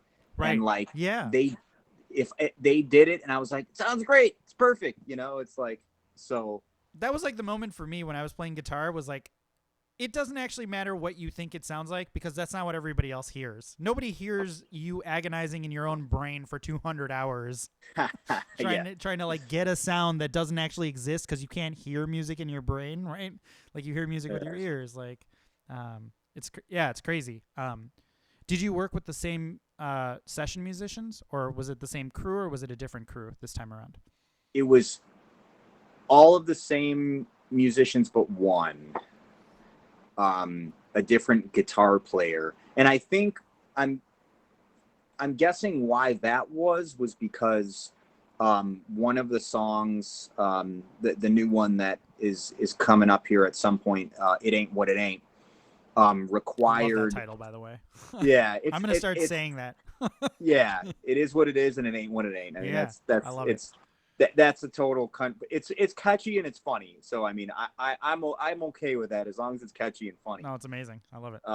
But that required some slide guitar, and I can play slide fine, but that is an art in itself. Oh yeah. So I think that's why that second guitar player was different this time, because they needed someone to come in and fill that particular aspect of guitar playing, which he killed it, knocked it out of the park. I was actually super jealous listening to him do it. I was like, like I wish I was that good at slide guitar. Yeah. Well, I mean, that's like you said, it is an art form, and everybody kind of has this. It's amazing that they pull in folks who have different specialities, right? Because if you think about how long it takes, you could probably learn to be an amazing slide guitar player, right? You could do it. But that's time that you're not writing. That's time that you're not singing. That's time that you're not, doing promoting or doing interviews with me. There's kind of a lot of other things that go on, and I think it's super cool that you were able to kind of trust the process that a producer was able to put in front of you, because I think it really shows. There's a lot of just amazing maturity in the sound of the music. And it resonates. It really does. I mean, you can see folks in here smashing the heart button, so they're super into it. So thanks very much for showing the love, guys. Yeah, thank you, guys. Yeah. I mean, to that point, I think it's super important, because it's this perspective has already served me very well, even in just these particular instances of these recordings. It's like I need to realize that, like, I am not a master at everything. Like, I might not even be a master. Yeah, I mean, you can't even, but it's like, as musicians, sometimes we get lost in that, like, oh yeah, I can do that. But just because you can do it doesn't mean you should, or you're great at it. Yeah. So it's been helpful in these instances for me to, try to look at it with some humility and be like, all right, should I be doing this? And if there's any hesitation, it's like, all right, just get the guy in there. And then the second he's in there, I was like, oh, I made a great decision. Like, please keep playing. I don't want to play. Yeah. Well, I mean, you'll get the performance aspect of it when you perform it live, right? Yeah. I mean, so that's always and then no one can take that away from you. Exactly. Then I can go off on my 7-minute solo tangent if I really want to. I'm into that. That's what I'm here for. That's the content I subscribe for. I didn't even think about it, but that I've just like a month ago put out a looping version of that song, and that one's actually live. And that one, I think I do the entire layout of my loop. It gets pretty cool with some of the You so construct it from start to finish. Very cool. Yeah, I actually layer that one pretty solid. When I play through the first half of the song, it's kind of a basic loop, and then the tail end of the song goes crazy with some of the effects. So that one might be a fun one, minus any mistakes and flat or sharp notes in my voice that you might hear. That might be a fun one for you to check out to get an idea of what my live setup might be like. Yeah, what was that one called? Let's put that in the comments. That one's Home. So so you actually do have Home on Home, the looping I totally forgot that I put that out on YouTube, friends. Go check it out. This is me talking while I'm no, not that one. I almost ended the live video because I don't know how to click properly. So there we go. So Valentine Bennett, Home, the looping version on YouTube, friends. Go check it out. Yeah. We're going to have a lot of fun stuff to go listen to after this interview, which is cool. You're actually the first person that I've interviewed that we're talking about original music, which is really cool. Before this, That's we've cool. been doing more folks who are in the cover band music scene. So why don't we switch gears a little bit and talk a little bit about the cover band music scene? Sure. But before we do that, again, we're here with Valentine Bennett. Go check him out on YouTube. Check him out on Spotify. Check him out on Facebook. Check him out maybe Twitter. Are you on Twitter? I don't know. I hate Twitter. Oh, you're on Twitter? Yeah. Okay, there you go. So he's on Twitter, maybe Instagram, all the places that you would normally find. Yeah. I'm also even on TikTok, but apparently we might not be using that anymore. I don't know. I keep seeing things come out about us getting spied on or something. So yeah, well, the internet Facebook is a giant spy network. What? Say that again? The internet is a giant spy network. Yeah, regardless of what medium you like to use. As I put on my tinfoil hat. Yeah, right. Pretty much Instagram, Facebook, every day is the place to see my posts and engage with me for the most part. I use a lot of the other ones too, but bread and butter is probably Facebook and then Instagram. Cool. Thanks Patrick for posting that video. Thank you, Patrick. Lovely. Thank you so much. Give you a little heart. So you also play guitar in a band that nobody's ever heard of called Semple. Who? Yeah. Yeah, exactly. So talk to me a little bit about that. How did you get involved with Semple? How did that all begin? And where does that fit in with your original music? I mean, you mentioned sort of you had this journey. You were you kind of discovered looping, and that kind of spurred your performing desire. How did that transition into playing in cover bands and ultimately Semple? Yeah, that's a long journey, honestly. I started the looping thing probably about 17 and started kind of playing some cover shows here or there. At 19, I joined, funny enough, a rock and Espanol group. Yes. I don't speak Spanish, but at the time I'm 19 and these guys are mid 30s, so they have already at that time kind of been in the game for 15 years. So I really kind of jumped into a product that was really off and running. We ended up getting a deal with Universal Records. So we got signed by a major label. The deal was pretty rough. We had to pay for the records. So we started playing cover shows in order to kind of pay for the our hustle, record. Right? The hustle, 100%. So, that was my first real kind of, band. I was in some bands, with friends here and there. And then I played like a couple of my friends' dads played, and I jammed with them, and we did a couple shows here or there. But this was like legitimate. I mean, we were signed by a major label. So this was a legitimate project and business. So in order for us to kind of, like I said, afford the record, we started playing all these cover shows, while playing huge original shows and not getting paid a dime. I mean, one show, for instance, we drove, we were playing a sold out show at I think it was the Gothic Theater in Denver. Maybe like 1,500 people. We were opening for a big rock and Espanol group. They paid us in a case of beer. So, I mean, we didn't even make up our gas money to get out there. Insane. Yeah, we drove 15 hours straight, arrived a couple hours early, got some food, played the show, drove straight back. Despondent, home. Right? Yeah. Yeah, so it was a lot of stuff like that, and I was with that group for about 7 years. We did a lot of cover shows, a lot of original shows, and what were you doing on the cover side? Were you doing like what kind of music were you playing? A bit of everything, a bit of everything that like a lot of the top 40 guys are doing. So I mean, we were doing like, I know you guys do kind of like some of the pop punk stuff. We were doing some Blink. Yeah. Yes. We were doing some Blink, and we were doing Lit, and then we were also doing Sweet Child of Mine, and we were doing all the standards. So, and then when I got into other cover bands, it's like, I already know all these tunes. This is gonna be easy. So I did that, for about 7 or 8 years. And then, I started my own other cover band project called the Aviators. We did that for about a year, and that was going good. But bands can be really, really tough. Yeah. You really have to be in. You really have to love what you're doing, because look, being signed by a major label, like, we weren't making shit.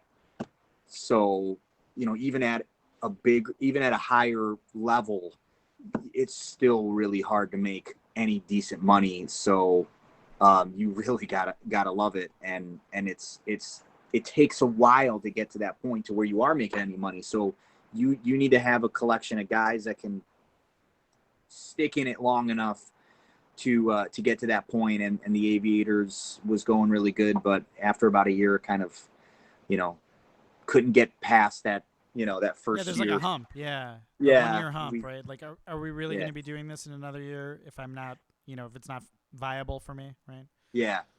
So we couldn't get past that. And see, now I'm even remembering things that I forgot. So after that, after that band ended, I took a hiatus from playing the solo shows for a while, maybe for a couple, 2 or 3 years, because I was focusing on, building the Aviators. And that's kind of when I got back into starting to play the cover shows with the looping stuff, and getting a little bit back more into focusing on my own original stuff. Yeah. And then I started, and that's right about the time that I met Keith for the first time. So before you talk about meeting Keith, it's interesting that you said that, because when I was talking to Josh 2 weeks ago, he said the same thing, right? He had a band that he had poured a lot of his heart and soul into. Yeah. And the result of that was the band ultimately broke up, because most of them do, to be honest, right? And that's not. I mean, it's sad, but it happens regularly, and it's okay. It happens far more not often than not. Right. And then his decision from there, and it sounds really similar to sort of where you're going, which was, I'm not going to brand a band. I'm not going to brand myself as a band anymore, because I put so much of myself into a band identity. I'm going to build my own identity, right? I'm not going to be the Aviators anymore. Now I'm going to be Valentine Bennett. Yeah, for sure. Yeah, for sure. And I was, a couple of year or two after of doing the solo thing, as Valentine Bennett, I was realizing, like, I need to brand myself as me. I was about to then start a country group, and it was initially going to be called something like, Valentine and the insert whatever, but that ended up becoming a country group I put together called Derringer and Rye. And so we were name. I love that name. Yeah, it was cool. That was a killer group musically, 4-part harmonies, had some monster players. Our other lead vocalist, Rachel, beautiful girl, and she's a vocal teacher, incredible singer. We were just killing it and living a musical dream, for the musician in me, like there was just something so fulfilling about us musically, us getting in the room and playing. But then that nasty little thing crept up that happens with bands more often than not. And it was just, it was just hard to sustain, and then the kind of Semple thing, kind of popped up, and here I was. So let me backtrack to when I first met Keith, and then I'll come back to how this transition happens. Yeah. So in the period when I was done with the Aviators, I was just playing solo shows. We'll get to your question too, Patrick. I'm just gonna let him tell the story. Yeah, go for it. I got the chance to open for Keith at he was doing a Valentine's Day show at Viper Alley. And I kind of, I knew who he was in the scene, but we had never met. And I opened the show, did my acoustic thing. We met. You were doing your originals, like your looping thing, or? Yeah, I was doing my looping thing, but cool. I think at that time I might have done a couple originals, but it was mainly all covers. Yeah. At that time. So I played my show, sat there and watched Keith's show, and then he brought me up and we played a song together, and then that was it. And in this time of kind of, 4 years later, me being in Derringer and Rye, the Facebook memories thing kind of pops up, and it was like 4 years ago, and it's a picture of Keith and I was like, oh, all right. So I shared that and I tagged Keith in it. And like 10 minutes later, I get a phone call, and I don't even know how he had my number, honestly, because the last time we talked was that show. It was the first time we met. It was the last time we talked. And Keith was going through some band troubles, a lot of themes going on here with bands, but he was having some guitar player troubles and was basically staring down fest season. It was March, fest season is right around the corner, and they needed someone to come in. And I was basically like, well, I'm in a full-time project, with my band, but I can probably help out and play some shows. And he was all for that, and started playing with those guys. The shows started pouring in, and Semple at this time was pretty well established, so there were some pretty cool shows we were playing. And Derringer and Rye was having our issues, and it was kind of just like it took me a long time, though. That was a really heartbreaking thing to let that band go, because we were all and there's zero bad blood between any of us in that band. It just wasn't. I was coming from the school of thought that like what we were doing after 3 years wasn't necessarily working, and we kind of needed to rebrand the group.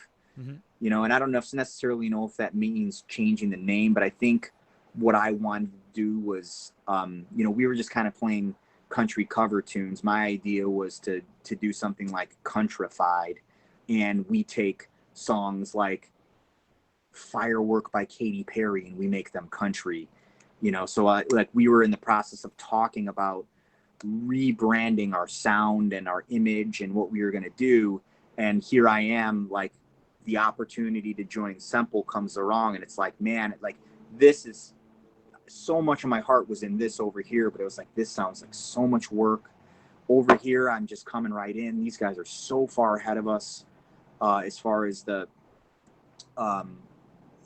maturity of the band or of the business. The life cycle, the business sense, right? Yeah, exactly. So it just, after about, God, I and poor Keith and the guys, like, I mean, it was like I just had them hanging there. They're like, they gave me all the time in the world to make the decision, but it was like I just had them hanging there for almost a year, and finally I just kind of made the decision. I was like, you know what? And you were playing with them during this time, right? You were playing sort of bands, I got so burnt out that summer. I was playing DNR shows, I was playing Semple shows, and then I was doing solo shows. And I was just like, I can't sustain this. Like, I probably need to just pick something and go with it. And I ended up, taking the job with Semple full time. And here I am 4 years later in March. So yeah, been with them now about 4 years. And, we've grown a lot, and, traveled a bunch, and released 2 records that Keith and I and some of the guys wrote together. So we've done, it's been a journey. It's been fun. It's been a lot of fun. It's like it's like the ideal sort of transition, right? Usually when a band ends, you're kind of have this, like you mentioned, you had this moment where with the Aviators, you feel burned out. It's difficult. You kind of lose that creative aspect, right? At least in this case, you transition to something where you're able to continue on and really kind of put your talents to use, right? So that's really cool. Yeah, for sure. And all of this behind the background, through all of this, I still had me as a solo artist, and that really is kind of in the last couple of years, as I was saying earlier, with my medical woes, has really come to the forefront, and the thing that I'm focusing on primarily, which is great, because then I'm able to, with my music, I'm able to express myself fully the way that I want to, and get out what I need to say, and still also get to enjoy the other thing. Because playing in a band is there's nothing like playing in a band. You know, It's true. my solo shows, I have a blast doing the loop machine. It's totally different. It's fun. But there's something, whoops, lost me a little bit there. There's something about getting us on stage and getting us playing together. I mean, there's something about playing in a band. So Definitely. it's great. It's great to be able to do both of those. Yeah, and I feel like in every, you know, you've certainly been in a lot of different bands, so maybe you can weigh in on this. What are the things that you like about like when you're in a band, you know, like what are the things that you like? You know, like DNR versus Semple, for example, right? What are some things that you would say were different about playing with them that made you think that Semple was the right choice, right? Not necessarily business related, right? Maybe just things that, you know, sometimes you have to listen to your heart. So how did you kind of make that decision from your heart? You know, I feel if like I'm going to be getting honest, at what I want to say, but yeah, go for it. yeah, Sorry. yeah. A small part about it was, you know, monetarily related. Of course. You know, they were making quite a bit more money. But there was a lot of things. I mean, it was kind of like it almost, if I could get outside myself and look at it logically, it was a no-brainer. Totally. You had this project, had a lot more success, was playing all these awesome shows, making more money. And one thing that really, really stood out for Semple versus Derringer and Rye. Derringer and Rye was a kind of like a musician's band, you know. It was just musically it was very fulfilling. They're but like Steely Dan, right? Like sure, yeah, right. You know, or maybe Fleetwood Mac or something. Yeah. Like Semple had what Semple has that DNR didn't, was like a show. Semple really has a show. I mean, it's I'm not going to call it a Broadway show, but it's like there's incredible energy. We've got skits, you know, we've got multiple personalities on stage that can banter with the crowd. You know, we've got like some instrument changes going on. We've got dance moves going on. Like, you know, we tell stories. We can run. We're all wireless. We can run out in the crowd. It just had more of that really like entertainment aspect to it. Yeah. Which is incredibly important. I mean, it's, you know, if you're just trying to impress musicians, you're probably going to be playing for a couple of people your entire life. You know, you wanna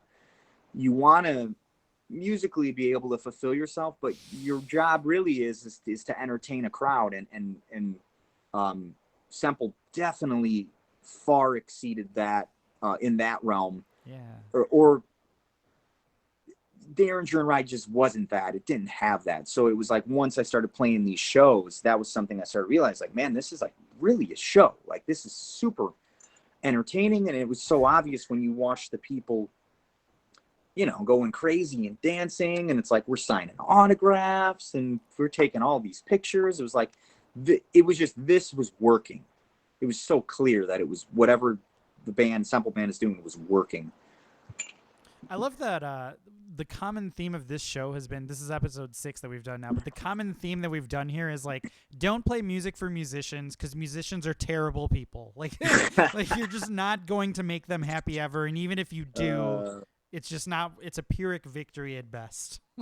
you almost never can, because even if they secretly love you and think you're great, then they'll just maybe get like a little jealous or something. And then yeah, totally. It's like, you just can't. You just can't. And it's like, you know, I don't know. We're literally the worst. We're the worst people ever. Luckily, just so you know, though, we're also the worst. We're probably more worse with ourselves. So as much as you might hate us, just know that we hate ourselves more. It's so true. If that makes you feel better. True. 100% true. Patrick Tufts asks, he asked me actually, what's my favorite Blink song to cover? And I think my favorite Blink song to cover is Stay Together for the Kids, which we actually don't do very often. But I really like it because there's a moment in that song that's just sort of like a 2-chord transition, and there's just instrumental, and I just play a solo over it because I can, and it's great. And it's always for me, and it's always fun to do. It's not in the song recording at all. but I've been working on Paul Gilbert exercises lately, so I always do like some shreddy little like Paul Gilbert thing, and it always. Are you gonna break out the drill? Yeah. One day maybe. You know what's crazy? There's actually I forget what I'm getting like advertisements for it, but you can take online guitar lessons with Paul Gilbert if you were so inclined, and like you upload a video, and he'll actually like comment on your video and like tell you like what you're doing wrong or like ways to improve. And I'm like, that's pretty cool. I know, right? I'm like kind of a Paul Gilbert fanboy, and I want to do it, but I also don't want to have a memory of him telling me that I'm terrible at guitar. You know, like that just might destroy me permanently forever. Any videos I've watched of him, he seems like the coolest, chillest, nicest dude. So I don't think he'll do that to you. You know. Yeah. I'm trying to think of a guitar player who might be a dick, but I actually can't think of any off the top of my head. So I feel like Yngwie would be a dick, right? Like I think we know he would be a dick. He'd be like, learn your theory. I can't do the accent, but you know, yeah. That's a good point. Cool. So now we've gone firmly into guitar nerd territory. So I'm like happy about this. This is good for me. All right. So I'm gonna ask like the gotcha questions, the fun questions now. So oh boy. One of my favorite questions, or one of my favorite things everybody always says is you're not a performer unless you've fallen off stage. So have you ever fallen off stage? And if so, tell a story. Oh yeah. This is pretty young in my career. Back to the El Guapo days. We were playing. It was weird. This show was one of those shows that we had no idea what we were walking into. We're like, it's a Thursday night at some place we've never heard of called the Green Dolphin downtown, or almost downtown Chicago. Yeah. And we go there and set up, and we walk out on stage, and this like 700 cap room is filled with like 1,100 people. I mean, it is just slam absolutely packed. So it was like, oh, this is a pleasant surprise. Yeah.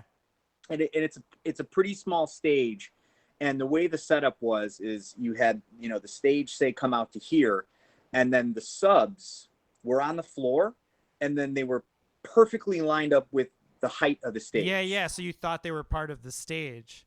Yeah. So exactly. Yeah. So essentially they were. I mean, you could go out on the subs, and it would extend the stage maybe an extra, you know, foot and a half or whatever. But what I didn't realize in the dark is that the subs weren't boxes. They were like cones. So in between each sub, you know, the cones were stacked up next to each other. In between each sub was just a hole where there was nothing. Yeah. And we're like the second song in, you know, I'm like feeling it. I'm rocking. I'm getting cocky. It's time for my solo. Here I am about to step up onto the sub looking like a rock star. And I just step right in the hole. And it's just like, the ding that my guitar made over the entire PA, it was just like, oh my God.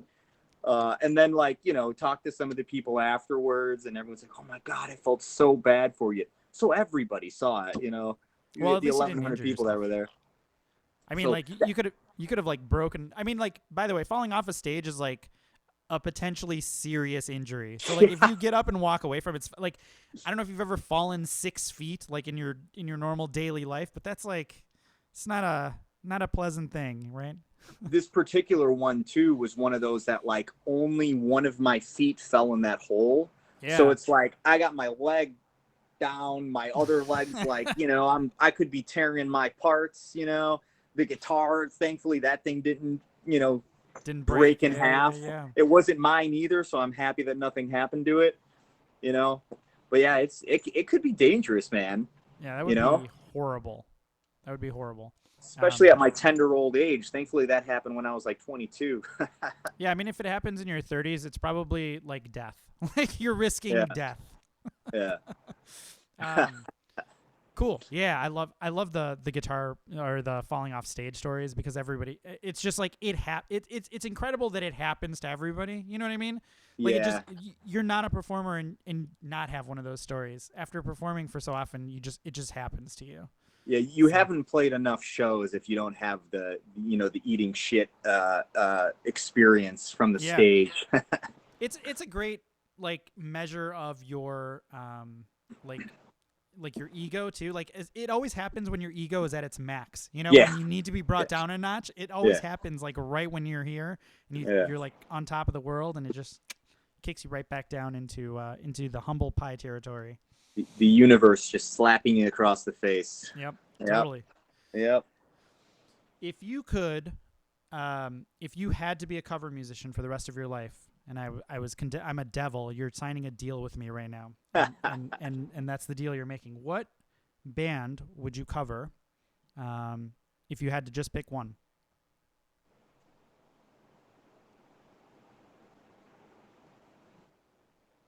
Ooh, tough question. I'll let you think about it. I'm going to answer Patrick's other question. Favorite guitar strings and favorite guitar pedal besides a loop station? That's a great question. My favorite guitar pedal is the most subtle one. I have an EP booster that I absolutely love, and I'll let Valentine weigh in on it as well. I probably have like a million different pedals that I love on any given day, but I bought an EP booster. It's one knob. It's literally just a volume knob, and that's all it does. And it is by far my favorite pedal ever because it is just one knob and it sounds amazing. Nice. I know exactly what that is. I haven't used one of those yet. I almost bought one. Yeah. I would recommend it. If I fell off stage and I took that pedal with me and it didn't survive the fall, I would buy it again. Is that just the clean boost? Are you just using that as a clean boost then? Okay. I've used it in two different sections actually. I've used it as a clean boost. I've used it as a at the end of my effects chain just to kind of add a little bit of gain at the very end right before it hits the power amp. And it just anywhere you put it, it does something different and it always sounds great. Interesting. Yeah, I haven't heard that yet, but now I might have to go buy one. I bought a. I get a $5 stip for every one that I sell. No, I'm just kidding. Nice. Yes. That'd be nice. Yeah. I bought a Keeley Katana that happened to actually be signed by Robert Keeley. Oh, nice. Off of eBay. Which lovely pedals. Yeah, I use it. I primarily use it, I think, in the solo realm. I've tried using it in the electric guitar realm a number of times, and it just doesn't seem to do what I want it to do. But it's perfect for the acoustic thing.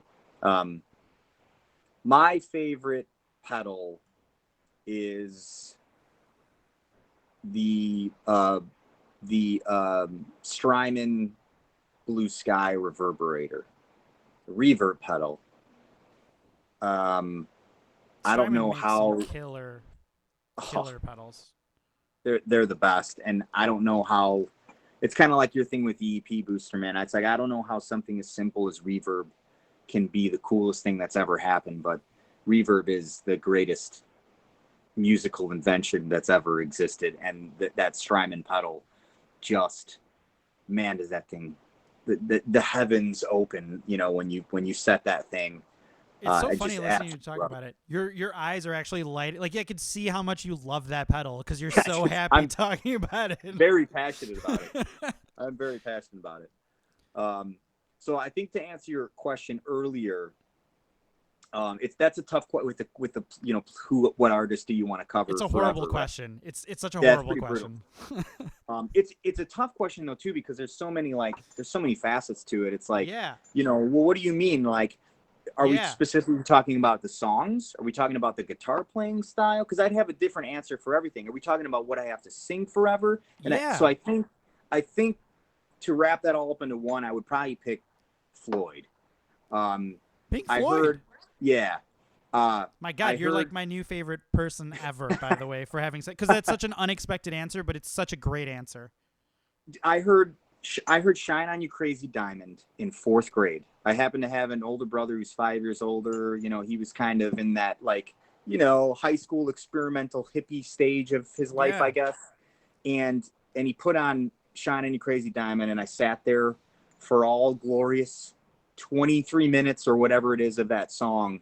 And that literally describes my guitar playing experience for the rest of my life. I just can't unhear it. And Gilmour, I mean, for what he does, the simplistic beautifulness of his playing, I think I could just do that and just be happy forever. Yeah, I think so. I mean, There's so much nuance to it. Like there's oh my God. It's you say simplistic, but it's like it is and it's not, right? You know, Yeah. like there's so much going on there.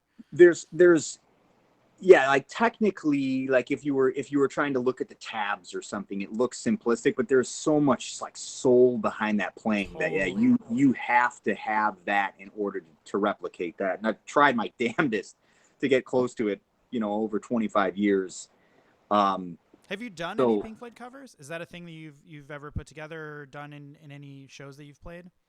I mean, over the years here and there, yeah. I mean, playing in a cover band, you know, I feel like Wish You Were Here happens pretty often. Maybe that's an easy one to do. I don't know if you ever play like, you know, Shine On You Crazy Diamond or any of the I've used that. I've used riffs from that song as sound checks for many a show. That's my next question, right? What's your favorite riff to sound check with? Yeah, I mean, I'll bust that out in many a show, and yeah, I've definitely played "Wish You Were Here" a million times at shows. But like, you know, some of those other songs aren't conducive to that type of realm. You know, it's totally. Like unless you're in a jam band, like, you know, Semple, we had talked about doing a Floyd song because we would enjoy it, and it like it's for you guys, right? Yeah, you know, and it's like part of me is like, hell yeah, let's do it. Another part of me is like, I don't know, man. We might empty out this room real quickly. You know, after 4 minutes, there we are still. I'm just hanging on one note, you know, like. Have you guys thought about, and maybe like, I think that's what's interesting about the post-COVID world, right? Like now that live streaming is more of a source of entertainment that folks are turning to, have you thought of doing some of more of those types of performances for your guys' selves as more of like a live stream thing? Because when you go to a show, right, when your audience is at a show, like when you talk about clearing out a room, like, you know, the audience puts up a lot. Like there's an ante the audience puts up. They drove there. They had to get a babysitter. They had to pay the cover, right? So like if you put on a show that isn't tailored for that audience that's coming there, and you're playing for yourselves, that can be like a really bad experience for folks. But on a live stream, that's not the case, right? You know, you can do whatever you want. I just tune in. If I don't like it, I can kind of go over. Basically, what I'm getting at is Semple should do a Pink Floyd live stream. That's what I'm pushing for. In case that wasn't clear. You know what? I really like that idea, and that's the great thing about Shine On You Crazy Diamond is we might only need to just do that one song. It just goes on so that's the whole long. stream. 23 minutes done. We were doing them pretty regularly there during quarantine, but taking a step back now with some shows coming out and stuff. I've been doing a really basic version of a live for about 2 years now, which is me kind of just like I'm sitting in front of you here, just playing acoustic and talking and hanging out with people. And a lot of folks that really enjoyed that over this last couple of years. You know, some guys have, you know, taken it multiple steps further where they're hooked up through, you know, they've got the mic and they've got effects and then they've got like their logo and all this cool stuff going on. I feel personally attacked right now. No. If anything, I am not innovating because here I am. I'm still doing it the old way, you know? So I think we're in such the early stages of this. I have a sense that like in the next few years, it's going to continue to grow. And I think it's going to, for me, I feel it morphing into something that like someone's going to do something so interesting that'll set the new standard for performing live. Yeah. Like they'll create some type of spectacle around this medium. And then all of a sudden it's like, oh my God, I wish I thought of doing it that way. And then everyone's going to kind of start doing that thing. You know, I don't think the live thing is there yet. We're, you know, all of us are kind of just sitting there playing, which people love, but like, it's like kind of back to what I was saying earlier, like it's missing that like show entertainment aspect of the live stuff. Yeah. You know, that's like for me, I just I like coming on and maybe doing like 40 minutes and then I'm kind of like, all right, well, I'm kind of bored with myself now. So I'm just going to say bye. And, you know. Yeah, that was, interestingly enough, that's why we started sort of a talk show. Because I think when you do like, when you're doing instrumentation and you're playing music, right, it's tough to have a lot. You can't really perform for 4, 5, 6 hours, right? You have like maybe an hour, maybe 2 hours. You need to take a break, whatever. But folks aren't always necessarily looking for a live performance, right? Part of being an artist is connecting with people. 100%. And so just sort of sitting down, and even for me, even when we play shows with other bands and folks and, we're playing a festival or we're playing at a bar or whatever, it's very rare that I exchange more words than, hey man, great set. Really like your guitar. That solo was killer. Like I have 3 sentences that I get to tell somebody before it's time for me to play. And by the time we're all done playing, we strike down. We're tired. It's time to go to bed. I've got a daughter, so I can't stay out too late now. Being able to just sit down and talk is just really, it's incredible how infrequently musicians get to just sit down and talk. It's like Seinfeld with comedians getting coffee a little bit. This is like my version of that, maybe. Sure. Yeah, I love it. I mean, I've had a blast coming on here and chatting with you. Thanks, man. And it's super cool. And I think you hit it on the head 100% with giving people a little bit more of a window into who you are on these type of platforms. Like, like you mentioned in the live setting, it's like, I mean, there's a million things going on. It's like, I'm thirsty, I'm hungry, I just danced around for 2 hours, I'm tired, and then it's also like, shit. Tomorrow, yeah. Yeah, and it's like, oh shit, the entire band's up there packing up and I'm not doing anything. Like, and then it's like you act unintentionally, you have to be short with people. It's not a good like venue to actually get to know people or to allow people to get to know you. And that's something that the Facebook Lives for me have really helped with. It's allowed me to just show more of who I am in my heart and personally, and then also get to know the people that I'm engaging with a lot more. It's really a really cool connection tool. And this venue right here is the same thing. It's like, I mean, we learn more about each other in this conversation than I think we ever knew. And it's like, next time I see you, it's going to be, a big high five and probably, we're going to be like best friends. Yeah. Like, I know. It's like, like we've hung out on maybe like, very few occasions before this, and now like, I feel like, I know like not only me, but you're probably going to get a couple fans that are going to be like, hey, remember when you talked about that time in Nashville and you recorded that song? And then I went and listened to it and it was great, Yeah, for sure, man. So Brian wants to know, because I also want to know this question. I'm going to ask it to you. What's your favorite guitar that you own, whether it's something that is sentimental, sounds amazing, or is just one you can never put down? Oh, man. That's my radio voice, by the way. That's you have a career ahead of you, let me tell you. Right? That sounds good. Man, that's a tough question. Guitars are so unique. What do you normally play? Do you normally play a single coil? Are you a humbucker? Are you a Fender, Gibson guy? What do you sort of gravitate to before we think about your favorite guitar? Yeah, so I was always a single coil Strat guy, because my Gilmore a little bit. Yeah, man, Gilmore, and then at 16 getting into Eric Johnson and hearing all that stuff. Was that more your bag, like more the jazz fusion? I was gonna say if you were a Strat guy, I was gonna guess you were more into like blues, and that was more sort of your bread and butter, maybe, because that's like a typical quintessential Chicago thing, right? Yeah, you get a Strat and then you start learning blues. I mean, there was definitely some of that, but if I were to tell you my favorite and biggest influences, it'd be David Gilmour, Eric Johnson, Joe Bonamassa. Yeah. And then you've got John Mayer in there too, man. That guy can play, man. That guy he's can really play. He's a hell of a player. I mean, whatever you think about him personally is up to you, but I mean, hell of a player. Totally.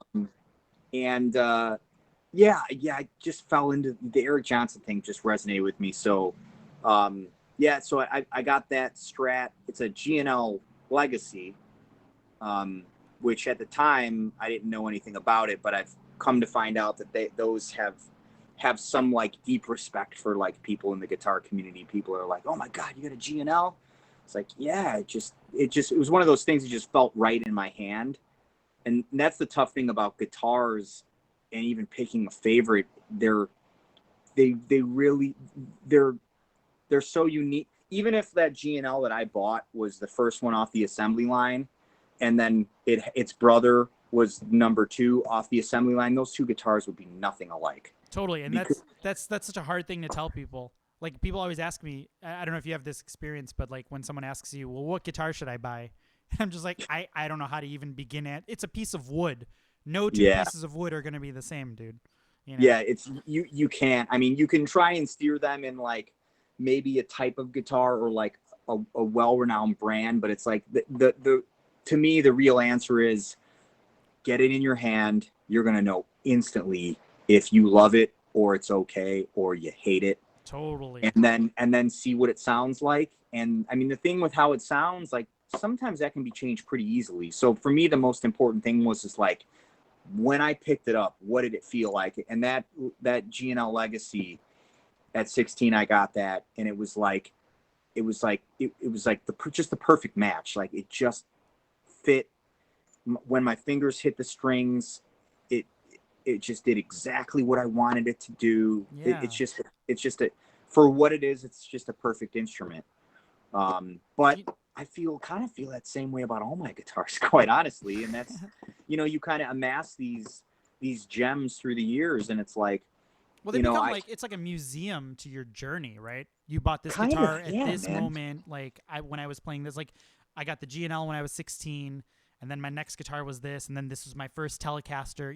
Like it's almost like a milestone marker when you buy a new guitar. It is, man. I've kind of come to realize that like one of my biggest regrets musically is getting rid of either instruments or gear. Like I even like pedals. Like pedals are so easily replaceable, but it's like I've sold pedals and I haven't bought a new one. I could buy a new one. I wish I just still had that old one, but the guitars are a real heartbreak. Because I mean you're right, man. I had never even thought about it like that. Like it's kind of part of your musical journey. Totally. And like so now I think I've vowed to never sell any of that shit ever again. Like I'm never getting rid of any of my guitars. Maybe they'll be retired. I've got a 71 Gibson Hummingbird that's retired. It's on my wall. I learned on that. My dad gave it to me. That's just its purpose now is just to sit there and look pretty, and but so I don't think I'll ever get rid of them. So like I've been playing in sample band, that because we play all sorts of music that requires a more versatile instrument.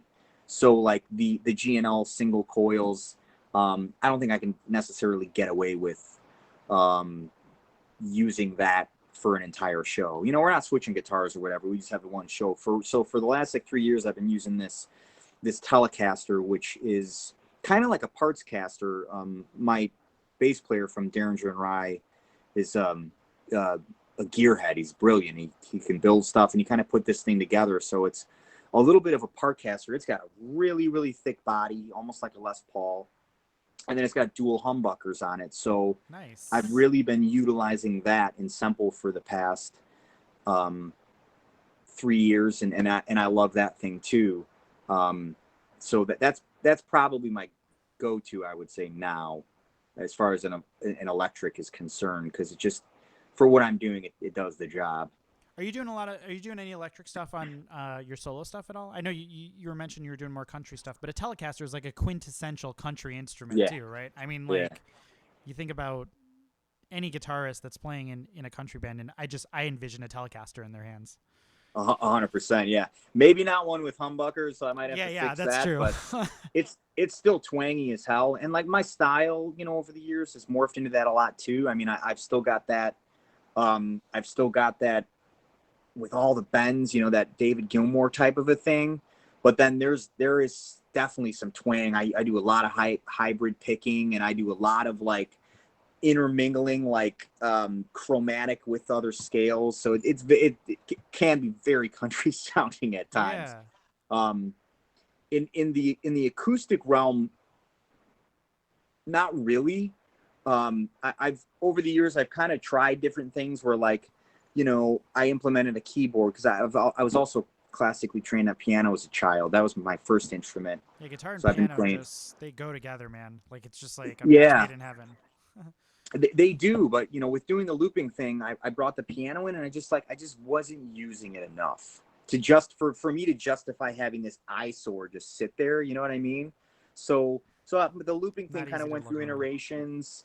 I brought in the electric guitar at one time, and then I just kind of stripped it back down to just the acoustic. Yeah. But with the pedal board setup, I've got multiple gain stages on there and delays, so I'm able to really still shred pretty relentlessly on that acoustic, shockingly. Yeah. I'm hoping at some point to integrate the electric and do the guitar change and then really dig like into set up it. a loop and then like pick up your electric guitar and just really let it rip, Right. I'm hoping at some point that the show might kind of morph into that space. I love that idea. Yeah. But again, don't please me because I'm the musician. You definitely don't want to be catering to me. Yeah. Well, I would like to cater to you, and it would definitely be feeding my soul at the same time too. So I've toned back my asshole musician pretension lately. I've relegated myself to music lover, which is if someone's playing music live, I'm gonna appreciate that. I'm gonna like it a lot more than if it's just like a jukebox or like a even a DJ. I have to say I'm not a huge fan of DJs. Not disparaging the work that they do because it is a super tough job, but just my heart is with live music. Sure. Yeah. I would prefer to see a live country band than no live band, right? Than go just sit in a bar and not listen to anything. So. Yeah, I mean it's tough. You get stuck in your critiques, because it's like you've been on this journey a long time too, and it's like we've amassed a lot of information and we've done a ton of practice. So you do at times develop a bad way of looking at things, and totally. As I've gotten older too, I find myself more and more like just appreciating the fact that anybody's just be doing in the moment. Yeah, totally. Yeah, because it's like, I mean, obviously I'm not the best there's ever been, so someone who's better than me could easily be like, you suck, and then it's like, oh well, but I don't suck, I swear. Let me show you. And now I'm like, so it's like it's not the nice thing to do. And it's also like, like, what if you could even just maybe even, someone who's just like, it takes a lot of guts to get up there and do that stuff. We know, totally. we came from that and we worked through it. And now here we are. We love to do it. And it's like easy now. It's a no brainer. It's like, get more people out there, please. Yeah. I need a bigger audience. I'm super stoked. I'm glad that that you guys are kind of figuring it out, getting out there playing again. Hopefully you guys are being safe. Yeah. I have a feeling that especially for musicians, the prospect of not being able to play is sort of like its own depression looming over you, right? Like if you just can't do the thing, it can be really tough for folks. So just maybe if COVID comes back and restrikes, then it'll just give you more motivation to do that Pink Floyd live stream. So maybe it won't be all bad, Yeah. I mean, luckily for me, I've been able to keep myself pretty occupied. We did get back and play our first show a couple of weeks ago, and that was pretty fun. That was pretty exciting. How'd that go? It was great. Yeah, we played a fest, believe it or not, but it was up in Wisconsin, so they're got some different rules up there. Yeah. And we did our best to the stage was pretty far away from the crowd, so we didn't have a lot of interactions, but there was a lot of people there, and we still talked to a few of our fans that were up there, and we did our best to be safe. So that was good, because that's a concerning thing,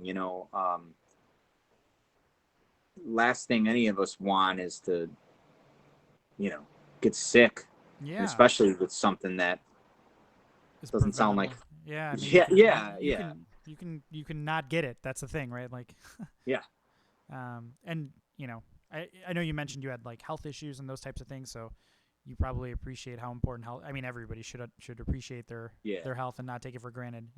Everybody that's listening that's in good health, I challenge you, maybe not challenge you, I implore you to go write your own, go write your own music. Go write your own epic, your great American novel.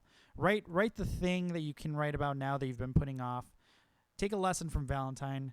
Go do the thing that you have the capability to do now, today. And don't do it all tomorrow, right? just do a little bit of it and just get started on that thing that you've been putting Yeah. off. 'Cause Yeah. That's really the hard part. Seize Right? the day. Yeah, carpe diem. Seize the day. I had to honestly had to learn. I had to get back to that point of view by nearly dying. From some awful intestinal issues, and I didn't even realize that I had lost that track. I still thought I was doing that, and then I had this great realization that it was like, oh man, this is something that I kind of have lost sight of. So let my mistake be your, not yours. Yeah, it's your lesson. And learn from my mistake. And if there's something that you guys want to do, get out there and do it. Yeah, and like Valentine said, right? The more musicians, the merrier. In fact, I'll bet everybody out there will become better musicians than us jerks who just nitpick and critique and just hate. Interesting. Brian was asking about your favorite guitar. So you've got that parts caster. My thing that I was really into was buying cheapo guitars and turning them into stage guitars. So my favorite guitar is a PRS SE that I bought for $300 from Guitar Works in Evanston, which is a fantastic family-owned music shop. If you've ever gone there, highly recommend it. I bought it, I think, on me and my wife's third date.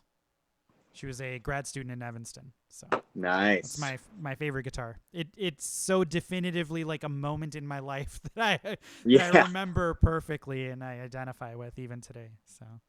Well, that's the weird thing about guitars too. It's like sometimes it doesn't even matter the price tag or the brand or whatever. I mean, some of them are just because guitars are so inherently unique.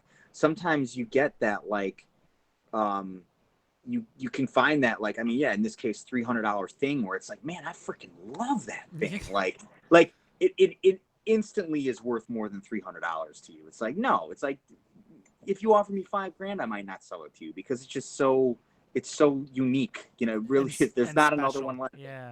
Yeah. I mean, I have a Gibson Les Paul that I don't play. Instead, I picked the PRS over that one, and I have, a beautiful gold top Gibson Les Paul, and I very rarely play that one. So. I'd like to get one of those. I haven't bought a guitar in a while, so that's something. You're a smart man. Yeah. You don't want to chase that dragon. I did get wrapped up in the pedal problem, so yeah, but you ended up with some Strymon pedals. At least you ended at the right decision, Like there's I feel like as many Strymon pedals as you can fit on your pedal board, that's a win, But now I'm trying to upgrade the old Strymon to the bigger, newer one. So it's like, when does that ever end? It doesn't. It never ends. It never ends. It's cool. a disease, folks. It is a disease. The gear problem is a disease. It actually, I hate to say it, but it's a hobby. It's not just a guitar thing. It's like when you get into a hobby, anybody gets into a hobby, they go through this. Like I have buddies that like golf, or people who like I do MMA in my spare time as well. So like any of these hobbies, you just get crazy obsessed with like, what do I need? I need this. I need that. I need gloves. I need to buy all the accessories. And the real thing is all you need to be doing is practicing. That's the only thing you ever actually need, is to be setting aside time and practicing. You need an instrument that you love to play or you need to have gear that you love to use. But the time is the limiting factor often. Yeah, 100%. The cool thing about that though is like, once you find, if you don't have that instrument, say that you love, if you're putting in the time and once you find it, like, this is what happened to me when I was 16 and I got that G&L. It was like, I was learning for 5 or 6 years on a pretty cheapo guitar. And the second I picked up that G&L, like I was like instantly 10 times better, because it's like, oh man, like, because you actually then have an instrument that can really work. Yeah. Yeah. You think about like, I don't know if you play games at all, but I'm a huge gamer. And like one of the funny things about games is like, you're always like trying to upgrade your gear. Like, I'm going to get this sword, and then the next sword I get, I'm going to do more damage. It's going to be great. But like the reality is, back in the day, nobody cared which sword you were using, whether you're using like an English sword or like a whatever. Like every sword would kill you, and the only Yeah. thing that was the limiting factor was the swordsman, the guy who was holding the sword, was more what you dangerous did than with sword. it. Correct. Yeah. Um, Yeah. It's Cool. very true. we're Very true.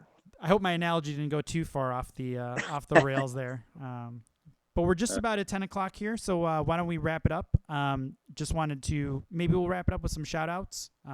Sure. If you want to give a shout out to anybody, go ahead and shout out someone that may be watching, or folks that may be watching tomorrow while they're working, which is always my favorite comment to read when folks let us know that they caught the show after and they were just kind of listening to us talk. Oh, yeah. Let's see who we got here. My man, Dan. What's up, buddy? Dan the man. Yeah, Dan the man. He's talking about my Telecaster. My friend Brian Hutchinson is telling me that Primus sucks. Yeah, that's thanks for tuning in, Brian. That's the joke, right? Primus sucks. Yeah. Yeah. I mean, I guess it depends on what you mean. Technically, I don't think they do. I think that was the thing. Fans would say Primus sucks because they clearly do not suck. You know, like they're just like amazing musicians. So they'll like the fan chant was Primus sucks, and that's just what Primus fans say. They say Primus sucks, and they probably loved it too. It's like, you're right, we do suck. I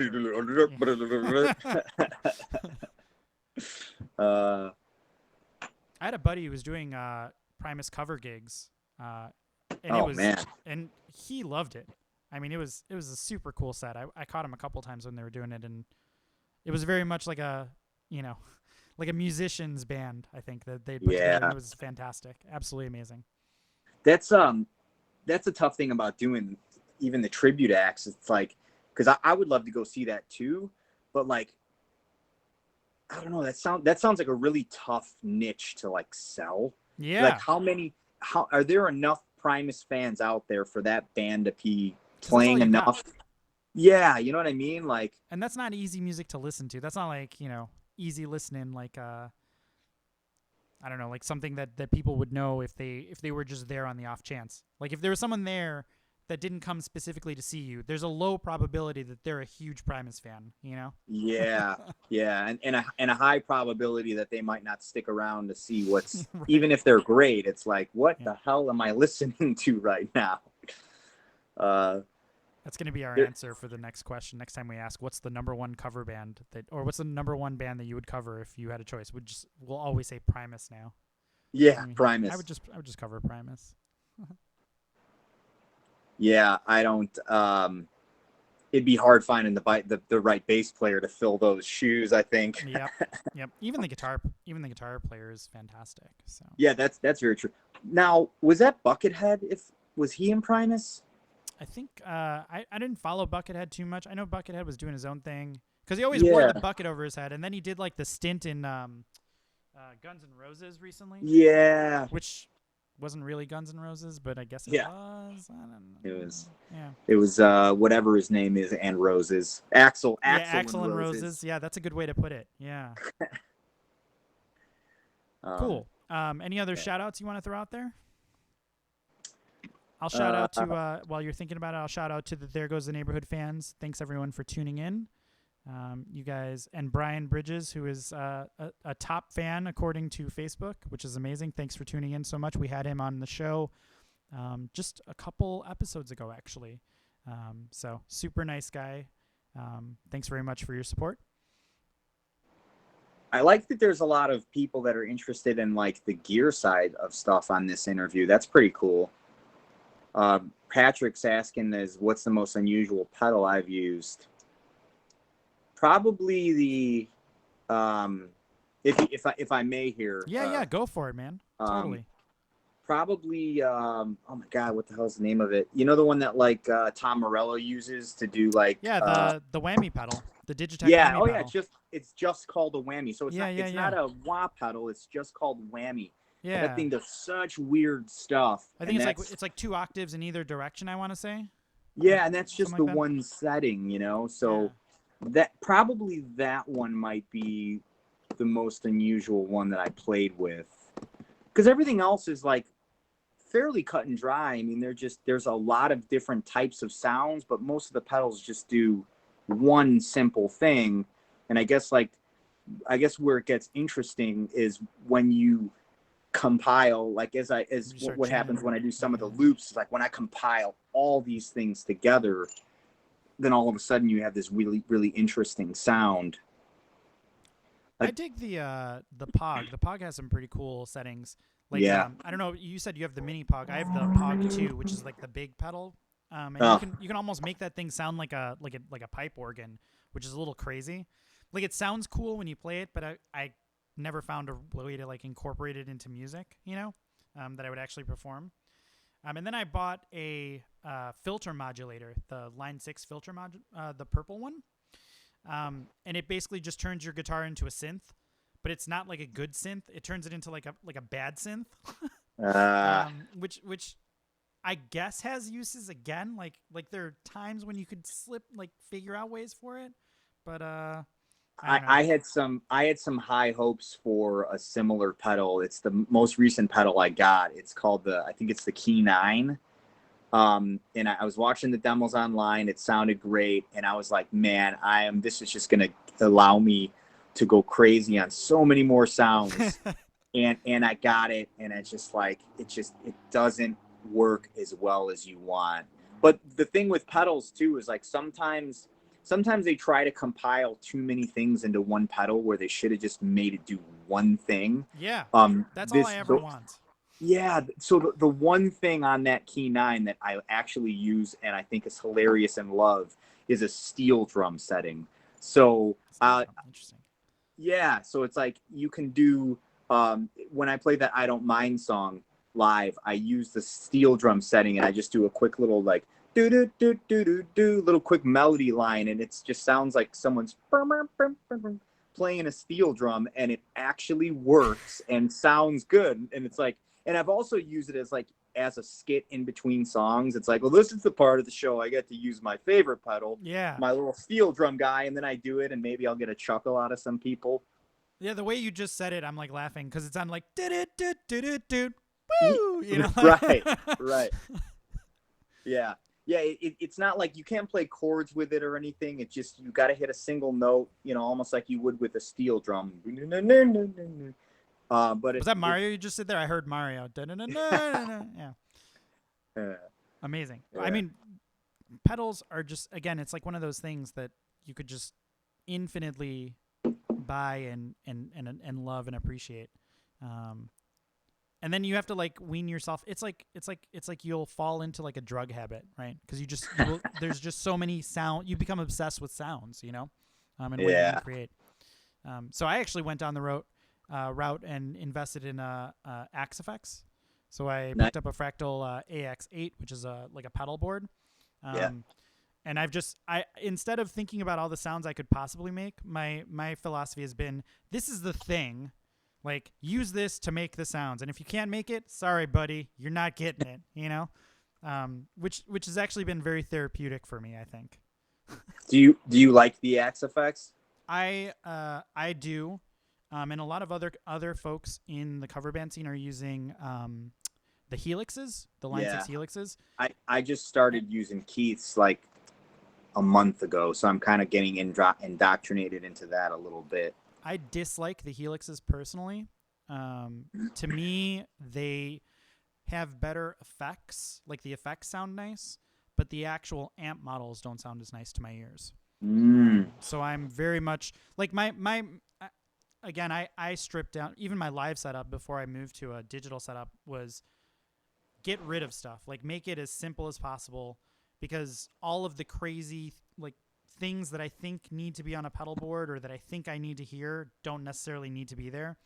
And what people really want to hear is just like a really nice sounding crystal clear guitar. So just get to that. So I think I was using like I had a wah pedal, a drive pedal, then my amp, and then a delay and a reverb, and that was it. And my EP booster. And I just kind of moved the EP booster around depending on where I wanted it. Actually, I had one more pedal, which was a Line 6 DL4, the delay pedal. And I would put that in front of my amp because I thought, for whatever reason in my head, that was like my secret. I put a delay pedal in front of my amp, not in the effects loop. That'll fool them, you know? But yeah, it probably didn't mean anything at all. So Yeah, go. I'm sorry. Sorry. Go ahead. I've been hearing a lot of sorry. No worries. I've been hearing a lot of people kind of converse between like, you know, the Helix or the Axe or the Kemper even. Apparently, a lot of people really like the Kemper too. The Kemper is the best. I mean, Keith is just letting me use his Helix, so which is pretty awesome because it's like, you know, it's not like I just went out and spent $1,500 and it's like, at least I can kind of fool around and see if this is something that I like. And it's pretty cool. You know, I need to dial it in a little bit more, but I'm definitely like, I think you and I are taking the same approach. It's like the Helix, you know, could allow you to, whatever song we're playing, I could go download that patch and get the exact sound of that song. Totally. You know, and it's like, I'm not doing that. No. All I want to do is find my sound in the Helix. Bingo. Yeah. And then from there, and so I'm not even going to, the way I'm currently setting up is I'm setting it up as if it's versus doing patch by patch. I'm literally setting up as if it's a pedal board. I'm going to have a delay button. Exactly and that's all I want to do. Like, I want to find a good sound that I love, that I think sounds like me, you know, and it's like, I'm kind of getting there a little bit with the Helix, but I mean, these things, man, are like literally like computers nowadays. So you need to spend some time under the decks just to figure this thing out. Yeah.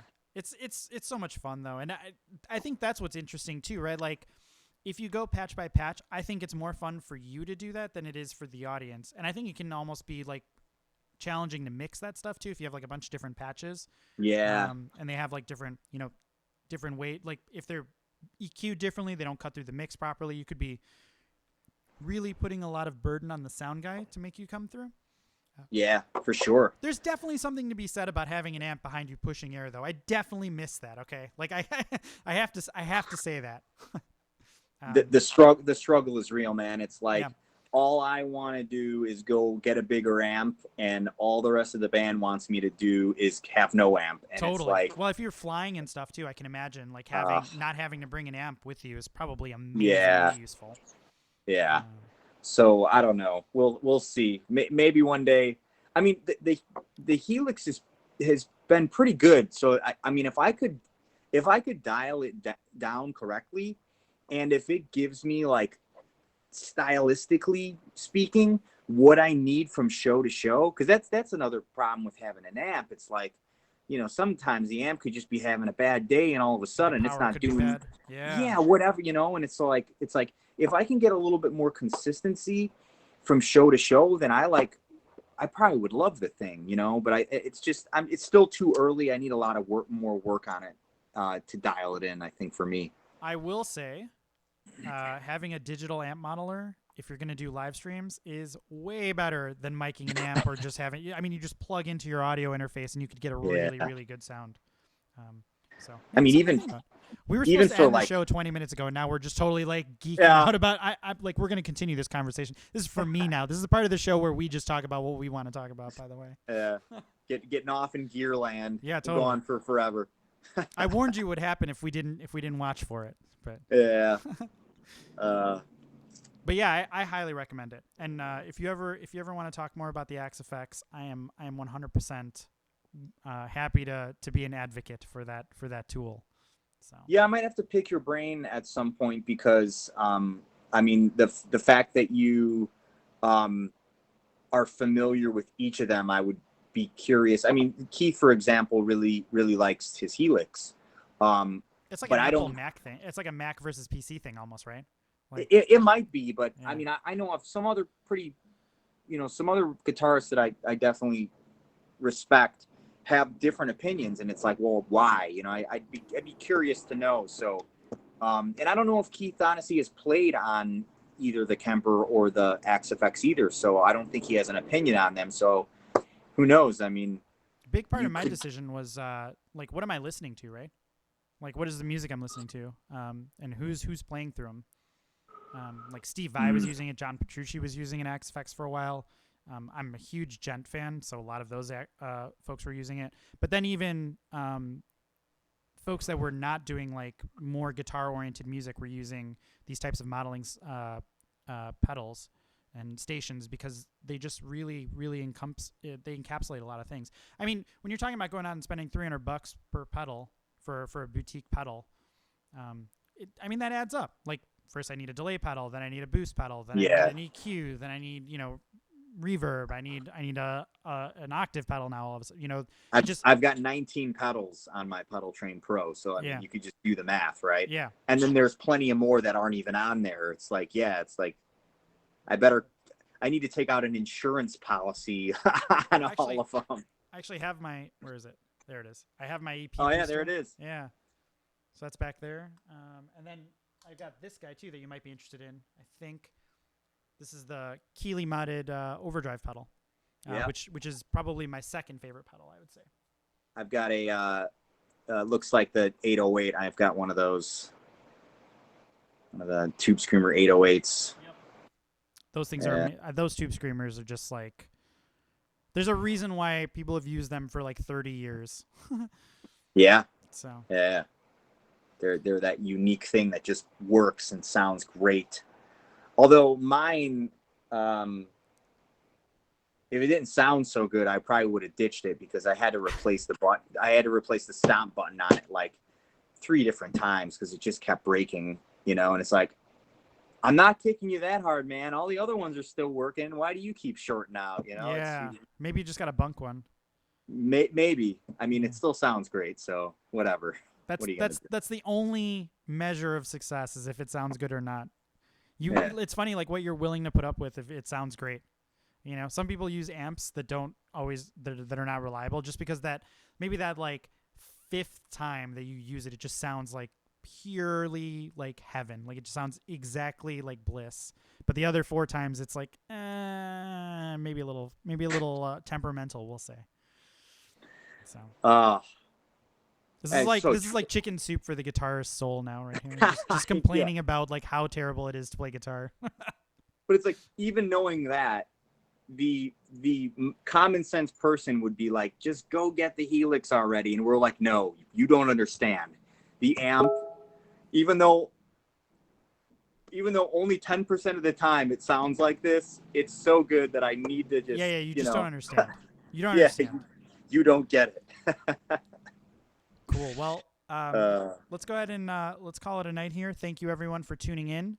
Really appreciate everyone who dropped a comment. Again, we had Valentine Bennett on. Valentine, you were an absolute joy. Thank you so much for agreeing to do this. I hope you had as much fun as I did. Man. Yeah, I had a blast. Thanks so much for having me. Cool. And tell us a little bit about that track that's dropping on the 24th again, for those that missed it. Yeah, for those of you that missed it, my latest tune, Home, is coming out to Spotify, iTunes, Apple Music, pretty much everywhere you can stream music on July 24th. If you would like to get notified beforehand, or to make sure you don't miss the song, rather, there's a pre-save option on my website, valentinebennett.com. You can pre-save it, and then you'll get notified when it comes live. Super excited about this song. It's one of my favorite that I've written, and everyone that has heard it, because of the topic, talking about home and about kind of, as you said earlier, home is where the heart is. Yeah. Because of that topic, people that have heard it really seem to love it and are resonating with it. So I hope you get the chance to hear it, and then I hope it moves you like it moves me. Lovely. And if you want, I believe Valentine on his website also, or on his Facebook, also did post a teaser. We also did a teaser on this stream at about the top of the first hour. So if you're just tuning in now, you can go back and rewatch this episode on YouTube, which we'll be posting sometime in a week or so. And then you'll have this for all posterity to watch. Please follow There Goes the Neighborhood. If you guys are just learning about us, we do this type of live stream content every 2 weeks. Next, we'll be talking to Karma Committee, which is going to be super fun, and I'm going to try to get them to teach me some dance moves on stream, which they don't know that's what we're going to do yet, but hopefully they'll be good sports about it. I think Serve will serve you right. Yeah, I think Serve is going to be super excited about it, and I think I'm going to be in way over my head. So yeah, we'll be talking to Karma Committee. tune into that. Follow There Goes the Neighborhood. Follow us on YouTube. Follow us on Facebook. Follow Valentine. Follow Semple. If you're not doing that, you guys are missing out. Yeah. Anything else? Did I miss out all the things? I think that's. I think we pretty much talked about everything. Yeah, we totally did. We solved every problem that anyone has ever had, ever. Cool. Well, thanks so much, guys. And thank you, Valentine, again for being here. My name's Shaheen Meridian, signing off. Cheers. Thank you very much. Bye, guys. Thanks so much. Good night.